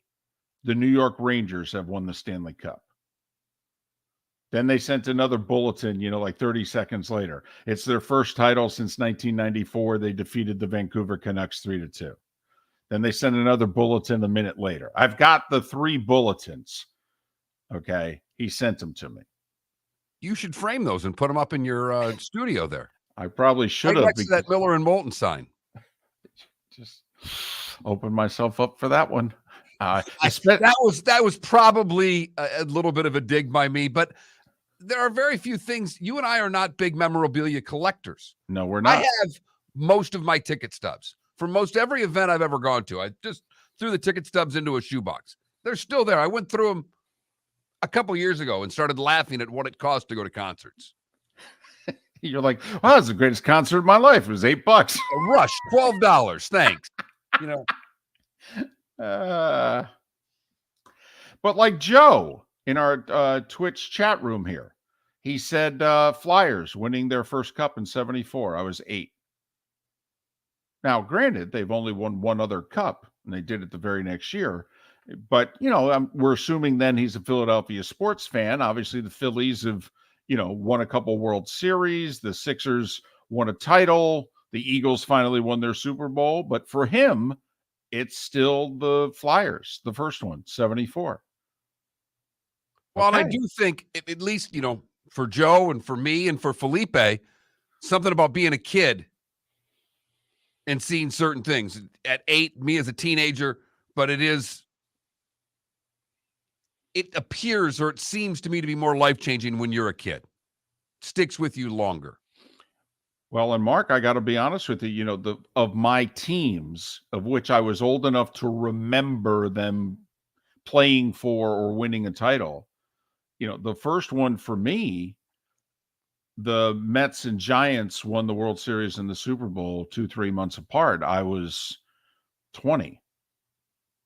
So I don't know if you still consider me a kid or not, but I was in college. But so we're asking you just, what's your number one? And then we all know you got multiple teams you root for, and you could pick a number one for every team. But what is the moment as a fan? And we've had some people say, hey, it's still the Miracle on Ice, believe it or not. Nothing's ever touched me like the Miracle on Ice. Tough to argue with that. Another Philly fan talking about the Super Bowl.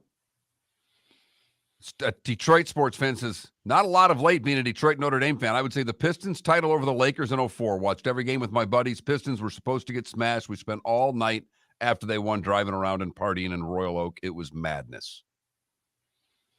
Royal Oak, Detroit suburb, for those wondering. Super Joe in our Twitch chat room, he has said what a few Gator fans have said, which is the Spurrier 96 title, especially since it was over Florida State. Then there's this guy who says, getting a puck from Don Maloney on my 16th birthday. Stuck my ham through the camera hole during warm-ups. I put that cool puck against my cheek and cried all the way back to my seat.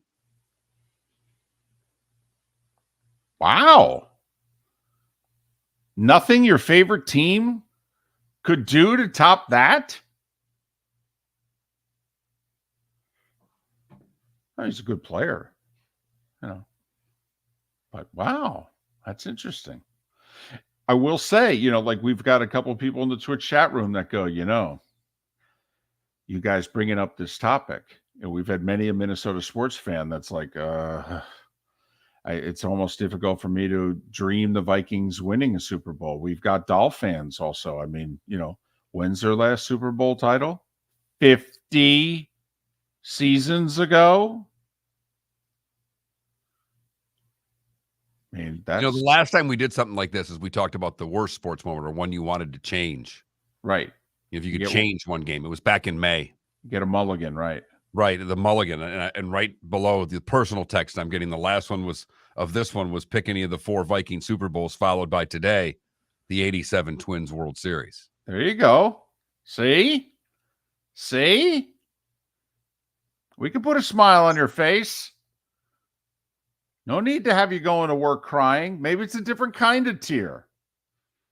And no, I am not going to wear a Rangers jersey around all day. I do not do that. You own a Rangers jersey. My mother bought me a Rangers jersey when I was 20s. I was still in college, I think. And I was always into the goalie, and Van Beesbrook was their goalie at the time, and he was number 34. And all of a sudden for Christmas, I opened it up, and there was a white Rangers jersey, 34, and on the back it said Moulton. Oh, that's awesome. And that's the only jersey I've ever had. Didn't purchase it for myself, but my mom got it for me. Do you still have it? Yes. Yeah. You sure you're not going to slip it on today? No, but I'll look at it. In fact, I may do it during the break. I may just have a little moment myself. You guys see me walk off camera, you know what I'm doing. It's either food or I'm crying about a sports thing. So just, what's that moment for you? Could be when you were young, could have been recently. And hopefully you'll have more of them. Right. Like Mark is hoping that, when his time comes, he's not going, man, it was still the 84 Tigers. I mean, Mark's hoping for, it's okay with it being the gold standard for, 40 years now, but you wouldn't mind something beating it.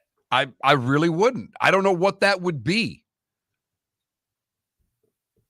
It's got to be something with Sparty, right? Probably. If Izzo can get number 2. But it could be something down the road if my daughter continues her fandom of any team, particularly one that I like.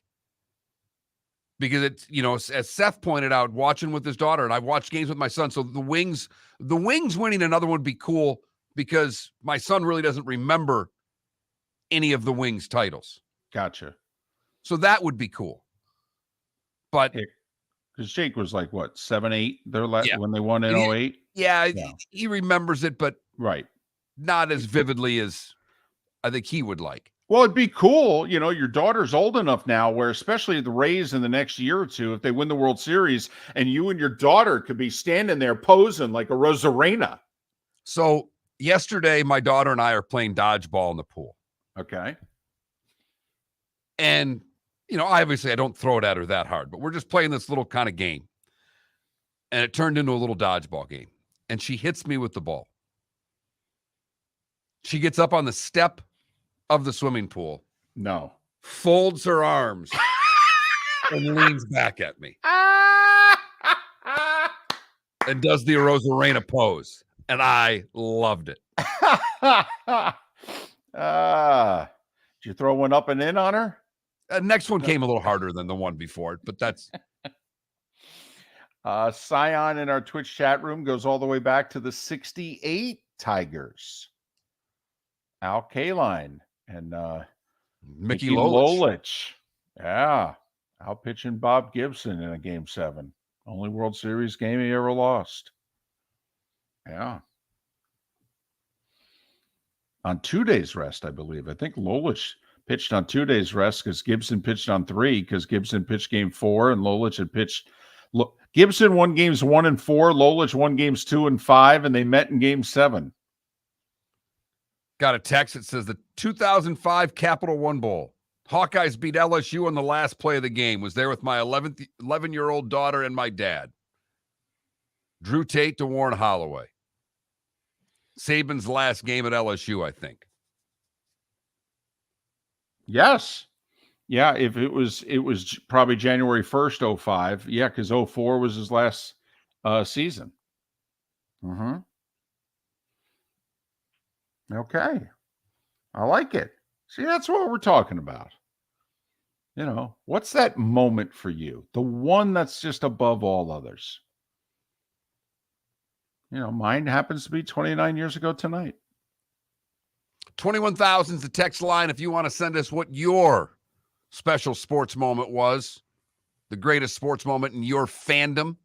21,000 is the text line, 21000 to send it in. If you've never texted before, text the keyword FSN radio. You need to do that one time and one time only, and then you are behind the gate. And you think about it, how many Philly fans, Mark, have chimed in and said it was the Eagles winning the Super Bowl? That was only 5 years ago. Think about all the teams that and all the championships that Philly teams have competed for and actually won a couple. But the one they really wanted didn't happen until 5 years ago. Miller and Moulton, thanks so much for listening. Back with more in a moment right here on the Florida Sports Network. Located on the East Trail, locally owned Naples Tiki Bar and Grill is an outdoor eatery next to the Hitching Post Shopping Center. Island-inspired food with a true tiki theme. The best place in Naples to enjoy the beautiful weather in Southwest Florida. The Naples Tiki Bar and Grill offers a great menu for dine-in or takeout. Enjoy our famous pulled pork, huge burgers, and tiki bar cocktails. Don't miss happy hour every day from 3 to 6 and live music 7 days a week. See you soon at the Naples Tiki Bar and Grill, 11498 Tamiami Trail East. Hello, friends and family of Southwest Florida. Are you looking to tap into the electric vehicle market? Well, look no further because we here at Southwest Florida Golf Carts have just what you need. E-bikes, golf carts, LSVs, scooters, and more. Come down and talk with one of our experienced sales reps, have a soda and a smile, and you could be cruising the streets in your new EV today. Stop by the store or visit our website at flgolfcarts.com and enter for a chance to win $100 off your next purchase by answering John's monthly sports question.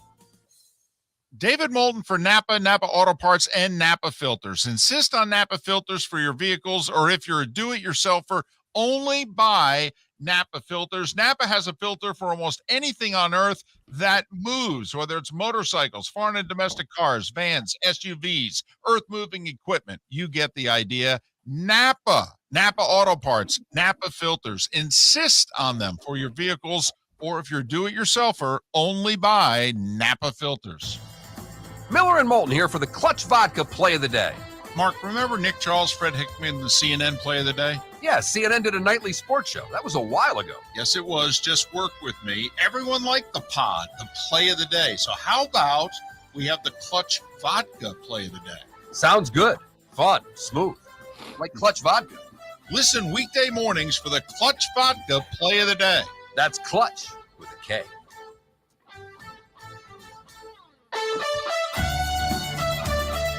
You are listening to Miller and Moulton on the Florida Sports Network.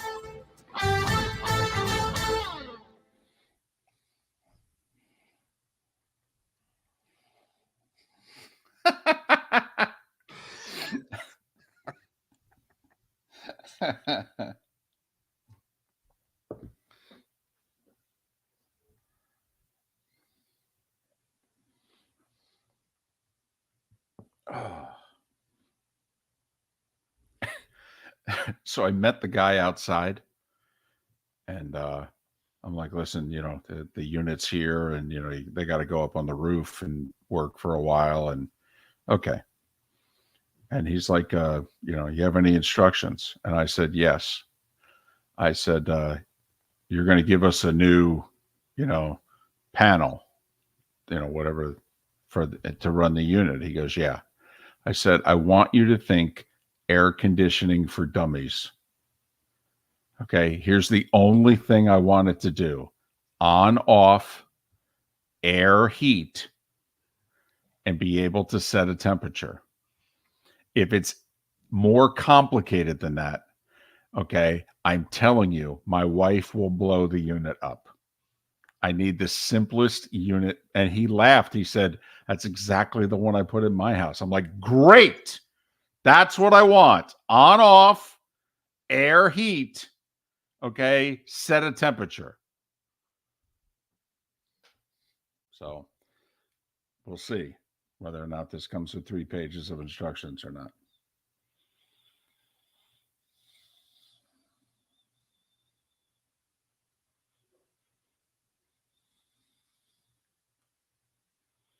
I am expecting to like lose all electrical power. I would expect you to as well. I have never lived in a place in which lights flickered at all. Lights flicker in this condo all the time. Well, I don't know how they're going to do this without shutting down your power. No. They are. They are. I just, they're like, we got to be there at 8. And I'm like, no, I don't know what to tell you. You ain't doing a damn thing till 10. So they're like, well, we could work on the roof before then. Yeah, okay. Do whatever you got to do.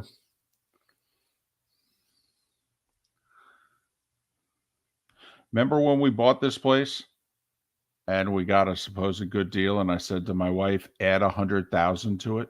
Mm-hmm. Yeah. We're gonna hit that number. Oh yeah. Yeah. We'll hit that number by next spring. Phew. Oh yeah. Good times.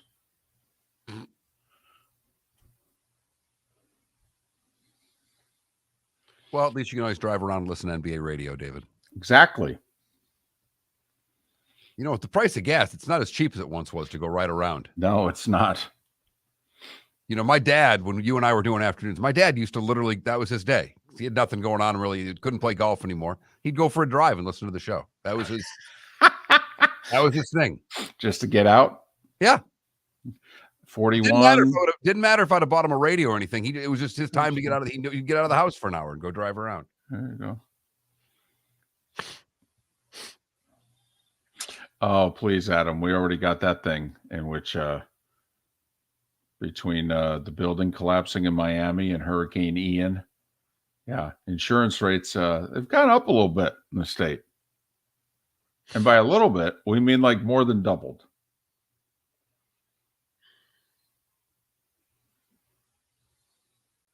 But hey, Rubio, Scott, don't do anything about it. Don't do anything. But some thoughts and prayers, that would be good. That helps. And just keep coming to Southwest Florida for your fundraisers. Make sure you bilk everybody for their money. There's a New York Congressman, Peter King, who said that a few years back, in which, it's people taking shots at New York City and this, that, and the other thing. He goes, yeah, it's funny. You guys all come here for your fundraisers.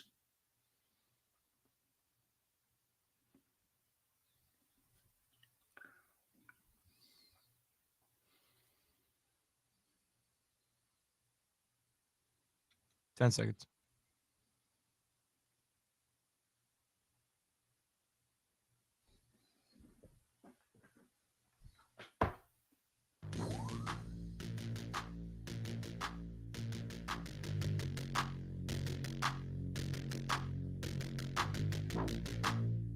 It's the bonus hour of Miller and Moulton on the Florida Sports Network. What's your number one sports moment as a fan? As a fan. We were just asking that of you today because today's the anniversary of my number one sports moment as a fan. Happened to be the New York Rangers winning the Stanley Cup. What's yours? 21,000 on the text line. If you're taking in the show on the Miller and Moulton Twitch.tv channel, chime in the chat room and let us know. I will say, is it fair to say that the overwhelming majority of answers happened in the 20th century?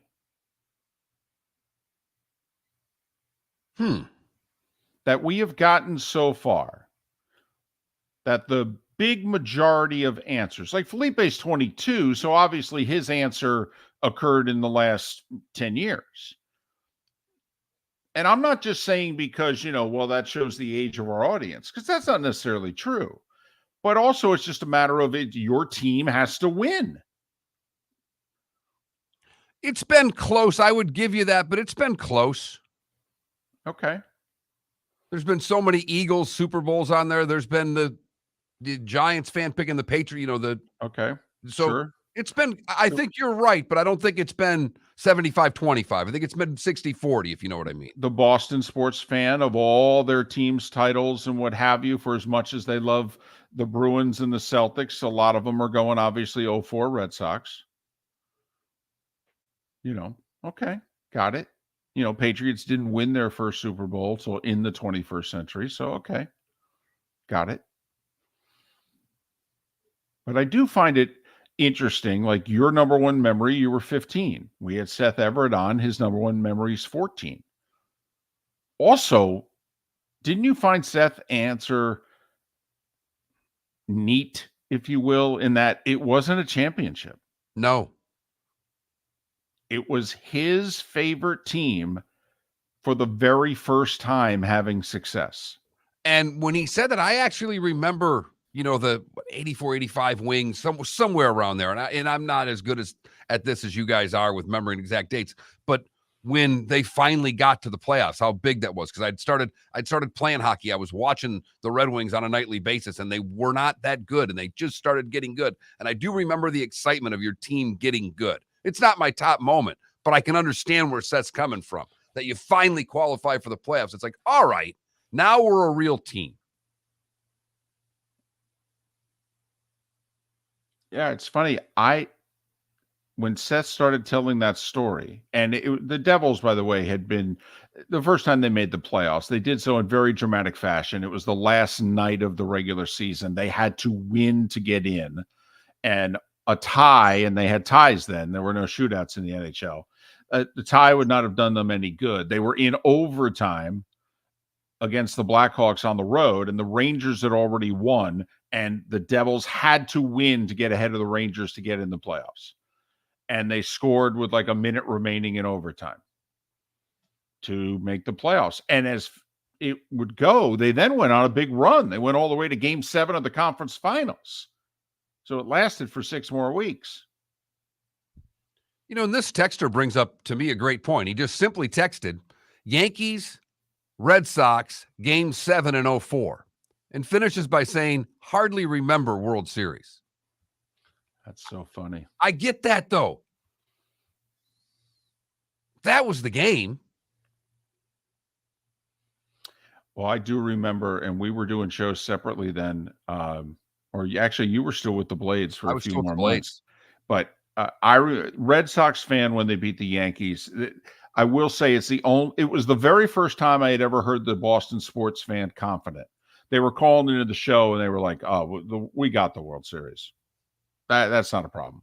We got that. If we can beat the Yankees, we're going to beat the Cardinals." This thing's over. Just pick a number of games. Turned out to be a sweep.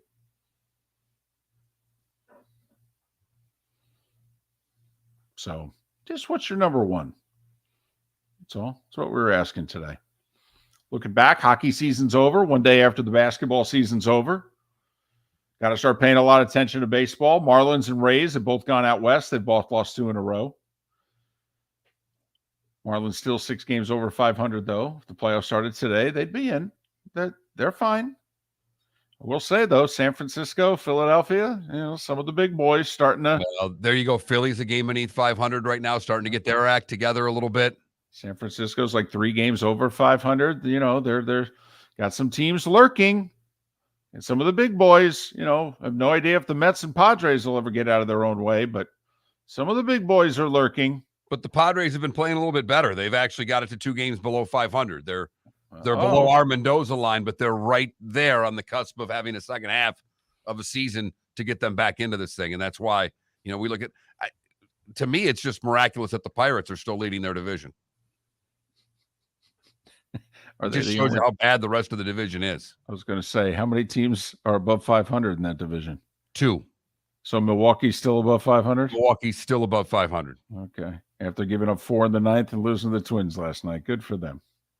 And that win by the Twins put them a game above 500.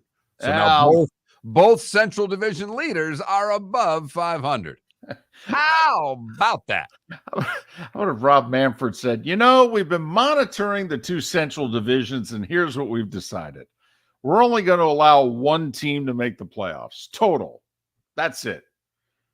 We'll let the AL Central battle it out, the NL Central battle it out. Whoever's got the best record, you go.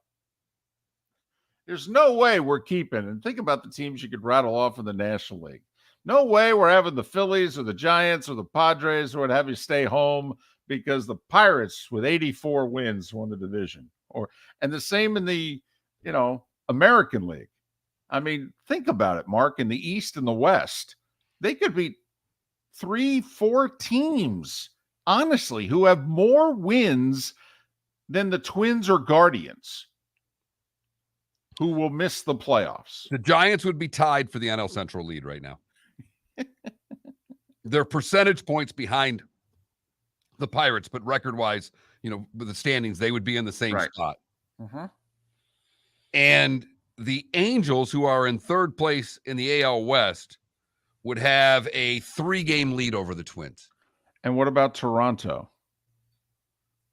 Toronto would have a 2.5-game lead. Okay, and they're in fourth place. Right. So we have a third place team and a fourth place team who would lead fairly comfortably when, the Twins are struggling just to be 500. David, the Cincinnati Reds are just 2.5 games out of the division league right now. Where are you going to go?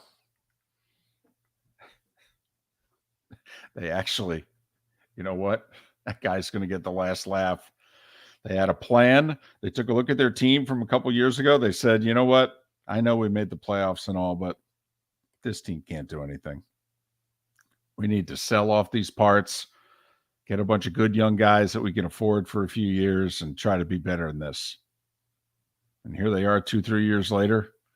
They got some really good young parts. They're going to be able to afford these guys for about 5 years, and they could be better. Guy that I'm friends with on social media that I used to work with in this building, Cincinnati guy, posted the other day. This is must-see TV right now about the Reds. Well, their young players are exciting to watch. They are. Yep. And he is getting the last laugh. I don't know if the PR nightmare he gave them was worth it. Right. But the fans will come back if they start winning. That's all that matters. This goes back to us talking about if the Saudis buy into a team. If they buy into a team and they're winning, the fan base of that team will go to the games. I'm telling you. Please, on Sunday in Pittsburgh, I think they drew like 25,000 for the Pirates game. Now they played the Mets, and the Mets, do pretty well on the road. But still, how about that? How many of those people hadn't been to a Pirates game this decade? The answer is a lot.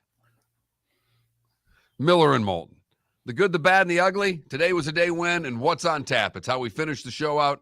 We'll do it next right here on the Florida Sports Network.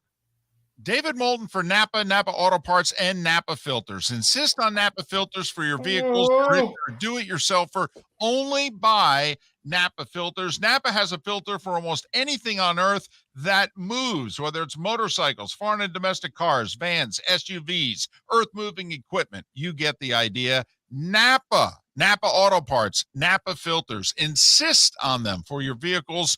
Or if you're do-it-yourselfer, only buy Napa Filters. Located on the East Trail, locally owned Naples Tiki Bar and Grill is an outdoor eatery next to the Hitching Post Shopping Center. Island-inspired food with a true tiki theme. The best place in Naples to enjoy the beautiful weather in Southwest Florida. The Naples Tiki Bar and Grill offers a great menu for dine-in or takeout. Enjoy our famous pulled pork, huge burgers, and tiki bar cocktails. Don't miss happy hour every day from 3 to 6, and live music 7 days a week. See you soon at the Naples Tiki Bar and Grill, 11498 Tamiami Trail East. The waterways of Naples are a beauty to behold, and the Bayfront Inn has multiple ways for guests to enjoy the water and have some fun. Gather your family and friends and enjoy a leisurely day on the water with a pontoon or deck boat. If you prefer to explore the waterways without a motor, the Bayfront has canoes, standboards, and kayaks. At the end of your journey, enjoy lunch or dinner at the Bamboo Tropical Bar and Grill. The Bayfront Inn. Something for everyone. On 5th Avenue in Naples. Hello, friends and family of Southwest Florida. Are you looking to tap into the electric vehicle market? Well, look no further, because we here at Southwest Florida Golf Carts have just what you need. E-bikes, golf carts, LSVs, scooters, and more. Come down and talk with one of our experienced sales reps, have a soda and a smile, and you could be cruising the streets in your new EV today. Stop by the store or visit our website at flgolfcarts.com and enter for a chance to win $100 off your next purchase by answering John's monthly sports question. You were listening to Miller and Moulton on the Florida Sports Network.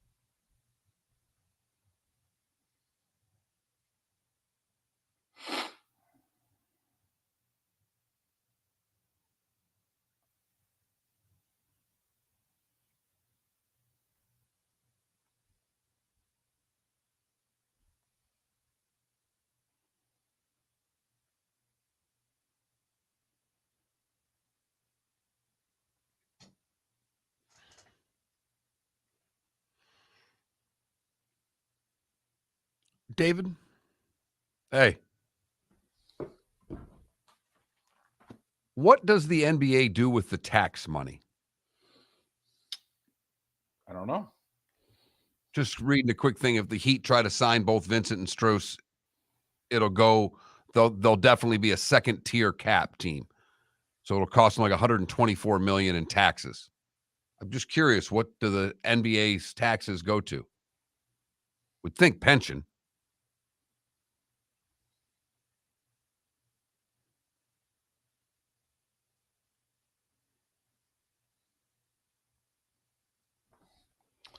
It says here it redistributes the surplus to the teams that pay less. Okay. In an effort to equally distribute between players and owners.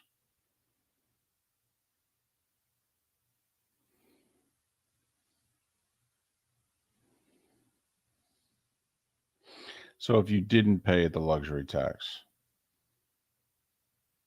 So like last year, 7 teams paid $481 million in luxury tax payments. So the 23 remaining teams each received $10.5 million, and then the players fund received the, Gotcha. Okay. And so it gets distributed amongst the players.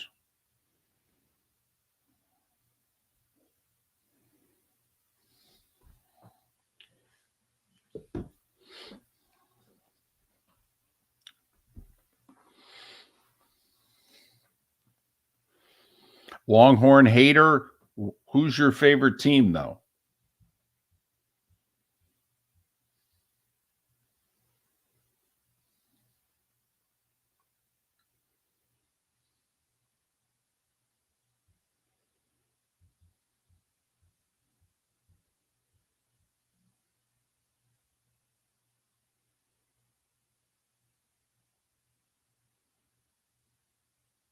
Oh, okay. You may be the first Texas Tech fan we've ever had acknowledge that in any way, shape, or form in the almost 20 years that David and I have been working together. So you're great. So you were right there when Tech was on the verge of winning the NCAA championship, 4 years ago there. That would have been it for you, right?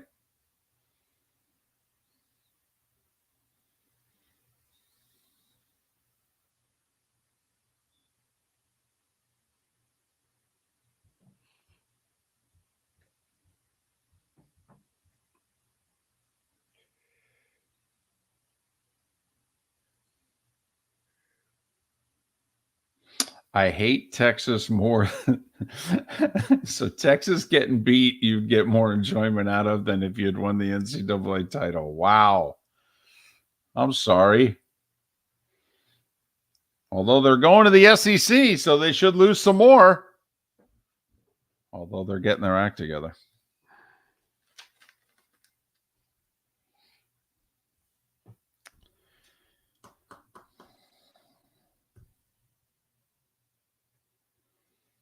Texas's athletic department is the last 2 years they've won the Learfield Cup, and this year they're going to finish second to Stanford. I mean, top to bottom. And that's with, them can't get their football act together.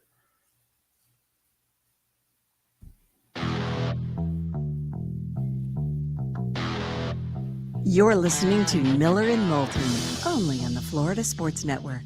And now, here's Mark Miller and David Moulton. 22 minutes, still the top of the hour, 16 until we're out of here. Miller and Moulton, Florida Sports Network, floridasportsnetwork.com.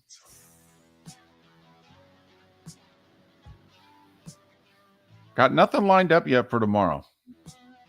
Got calls in. Trying to do a little Heat Panthers postscript. Also want to talk to somebody with South Florida after they got the final okay yesterday for their $340 million on-campus football stadium. Just how much they think it'll impact things and that sort of deal. So that's what we're working on, Mark. Well, get to work. Well, I can't for another 15 minutes. It's time for someone to take back this segment, if for no other reason than to stop David from talking about Meghan and Harry. Here's Mark Miller with Today Was the Day When. 1775, the U.S. Army first forms as the Continental Army to fight the American Revolutionary War. 2 years later, we would adopt the Stars and Stripes flag, replacing the Grand Union flag. I like that decision, by the way. Today in 1922, Warren G. Harding is the first U.S. president to use the radio. Dedicates the Francis Scott Key Memorial in Baltimore. Today in 33, Lou Gehrig and Joe McCarthy are thrown out of a game. McCarthy gets suspended 3 games. Gehrig doesn't, so the streak continues. Nat King Cole records the Christmas song today in 1946. Julius Burrows wins his first of 3 majors, the U.S. Open today in 52. Billy Casper wins the Open at Winged Foot today in 59. Today in 66, Miami beat St. Petersburg in a Florida State League game 4-3 in 29 innings. It was the longest uninterrupted game in organized baseball. Wow, did it say how long it took? It does not. 1969, Reggie gets 10 RBIs in one game. The A's would beat the Red Sox 21-7. 75, Chrissy beats Martina for her second French title. Today in 76, The Gong Show premieres. I was in. I loved it. I did too. Loved it. Got to be honest. Loved everything about it. Yep. My mom loved it. My dad, I hate to say it, that was a family show for us, David. 7:30 is where it aired in my market. Today in 82, Argentina surrenders to Great Britain, ending the 74-day Falkland Islands conflict. That was the first time I remembered finding out, Margaret Thatcher and what have you, when she said, well, I'm taking on Argentina. We're going to go kick their butt. I was like, hold on a second. Did you just say she's starting a war? I do remember it being somewhat scary, the 6:30 news, that there's a war going on. Right. 87, the Lakers beat the Celtics in 6. 90, the Pistons go back-to-back, defeating the Trailblazers in 5. In 92, the Bulls beat the Trailblazers to go back-to-back. This game happened in 94. The Rangers beat the Canucks 4-3, or 3-2 for a 4-3 series victory. It's a Lafayette post late. Could have tied it, didn't. Hey, Kevin Lowe hit the crossbar with 8 minutes to go. There were 2 posts and a crossbar in the third period between the 2 teams. In 95, the Rockets sweep the Magic. All because of Dennis Smith and the free throws, right? Not Dennis Smith, Dennis Scott. 98, the Bulls beat the Jazz in Game 6 for a three-peat. And that was it. Last game was a Bull for Michael.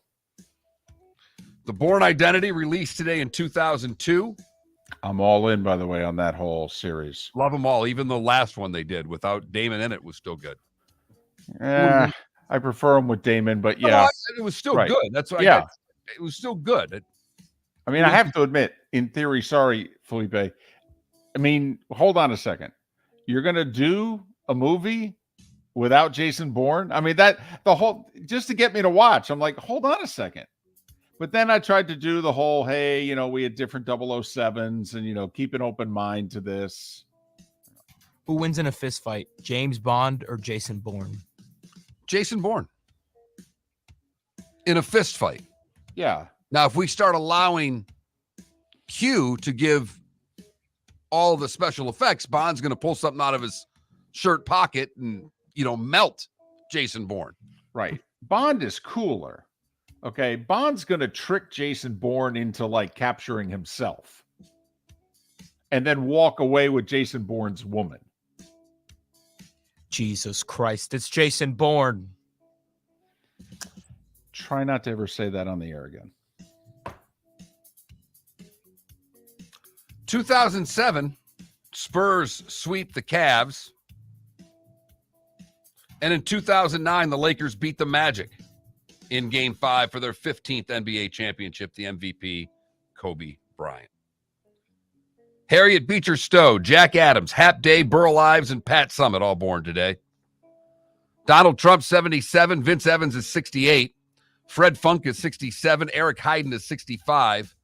Boy George and Sam Perkins are 62. And Steffi Graf is 54. What did I miss, David?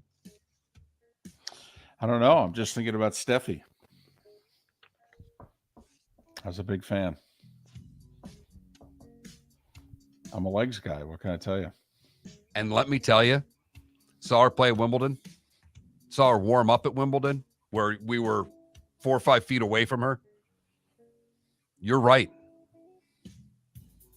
I mean, there's a reason Agassi chased her all over Europe. I mean, his joke was, I had to win the French just so I could dance with her at the champions' dinner. I couldn't get her to dance with me, so I had to go win the French.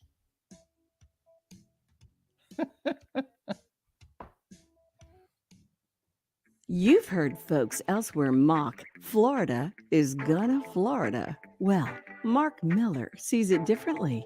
He calls it the good, the bad, and the ugly. What you got, Mark? We go to Lehigh in Serrana Derville. Bought a $5 scratcher in Fort Myers. He won $1 million. Cool. He's walking away with a cool 820. Good for him. 64 years old. For the bad, we'll stay in Lehigh, where a mother of 4 is a little concerned after she saw a strange delivery notification photo. When they drop things off, those little photos are sent. And in the background of the photo, you see a pair of legs. Someone was sleeping on her stoop when the package was delivered. By the time she got home, person was gone. She's now bought some cameras to see if she can catch the person trespassing on her property. And finally, the ugly. We go to Ecuador, where a 76-year-old woman who was declared dead at the hospital was found to be alive and knocking on her coffin during her own wake. Her son said, I lifted up the coffin. Her heart was pounding and her left hand was hitting the coffin. We called 911 to bring her here into the hospital. Apparently, she had been admitted to the hospital on Friday with a possible stroke. And after she didn't respond to resuscitation protocol, the doctor on duty declared her dead. She wasn't dead. And that's the good, the bad, and the ugly on today, June the 14th, 2023.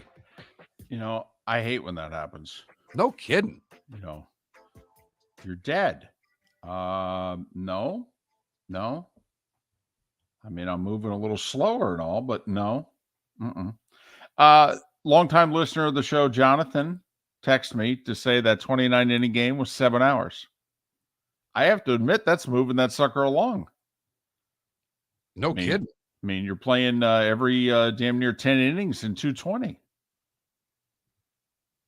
So, Mark, this just in, there's no basketball, there's no hockey, and the College Baseball World Series doesn't begin until Friday. The U.S. Open Golf does not begin until tomorrow. So you know what you have. You got baseball. We got 4 afternoon games. One of them is the Braves and the Tigers because they had to make up because yesterday's game got rained out. So they're playing a day doubleheader, Mark. They're playing a 1 and 4:30 double dip. An old school doubleheader. Yeah, Detroit. But Yanks Mets on ESPN at 7. Rays and Marlins both play tonight. The Rays get the A's mighty nooner tomorrow because it's a 4-game series. So they'll get the 12:30 getaway game tomorrow. A's have won 7 in a row. Don't you have to bet the Rays and the Marlins tonight hard? The Rays are nearly minus 300, by the way, with Glass now pitching against Luis Medina, who's 1-5 with a 7.53 ERA. But the Marlins are nearly plus 200 tonight. We really think they're going to get swept by the Mariners? I don't know. I think I'd throw a few shekels on the Marlins tonight. I mean, you know, sending Yuri Perez, who's got a 1.27 ERA or 2.17 ERA. I don't know. What do I know? That's what we got in the sports world. Fired up for the Open. Fired up for primetime golf starting on Thursday for 4 days. You going with Homa? That's my pick. I like it. I know Scheffler was talking about getting a new putter. If he said I had a new putter, I might bet him. Well, Tee to Green, he's certainly the best player in the world right now, but and he might still be able to win this despite his putting woes. Because he hits the fairway so damn much, and it's going to be really important. I have to admit, I got a feeling about Hovland. Okay, he's performed well in both majors this year. Won at the Memorial a couple of weeks ago. I also got a Cantlay feeling, and I'm not a fan, but I got a feeling. And Koepka's going to be right there. Don't kid yourself. Yeah, well, you know, T2 and first in the 2 majors this year. That's a pretty good showing. He's won this tournament twice, finished second one other time. I'd take a Koepka Homa. I'd box that exacta, or that perfecta, rather. Did you hear what Koepka said yesterday? His goal is double digits majors. He's got 5. He said, yeah, my goal's 10. All right. That'd be whew. He'd be on the short list. That's getting up there, baby. You pass Gary Player. You know, you passed Arnie and Watson and Player. You get to 10. It's like what? You, Hogan, Hagen, Tiger, and Jack. I think. You know, Bobby Jones technically, but man. He may still be on the LIV tour when he does it. But that's the best part. He'll do it in shorts if he could. Have you noticed how many of the golfers are playing their practice rounds out there in shorts? Yeah. Why wouldn't you? Just saying. Well, we were talking earlier. How much, if anything, from LIV do you think the PGA Tour will incorporate? Shotgun starts? Can't do it. Field's too big. All right. You think shorts? I said no yesterday, but maybe. There's so many guys wearing them in practice rounds that they may. It's ridiculous that they wear pants. Music on the course? That's not happening. 54 holes. That's not happening. A few special events, I think it'll happen, but no, it's clearly not going to happen for regular tournaments. I mean, so then what from the LIV are they going to incorporate into the money? All that ever mattered. Lots and lots of money. Yeah, I've heard Oh, that they song before. incorporated the Saudis too. That's what they're incorporating. By the way, if you missed it, Jay Monahan, I don't know. He's got a, quote, medical condition, unquote. He's out of action for a while. We think he's been poisoned, but, you know, what do we know? We know about as much as the PGA Tour players do about their new deal with LIV Golf. If you missed any of the show today, you can download it. Go to floridasportsnetwork.com or millerandmoulton.com to pick up any part of the show that you may have missed. Have a great rest of your day. We'll do it all over again tomorrow morning at 6 a.m. on the Florida Sports Network. David Moulton for Napa Auto Parts, and Napa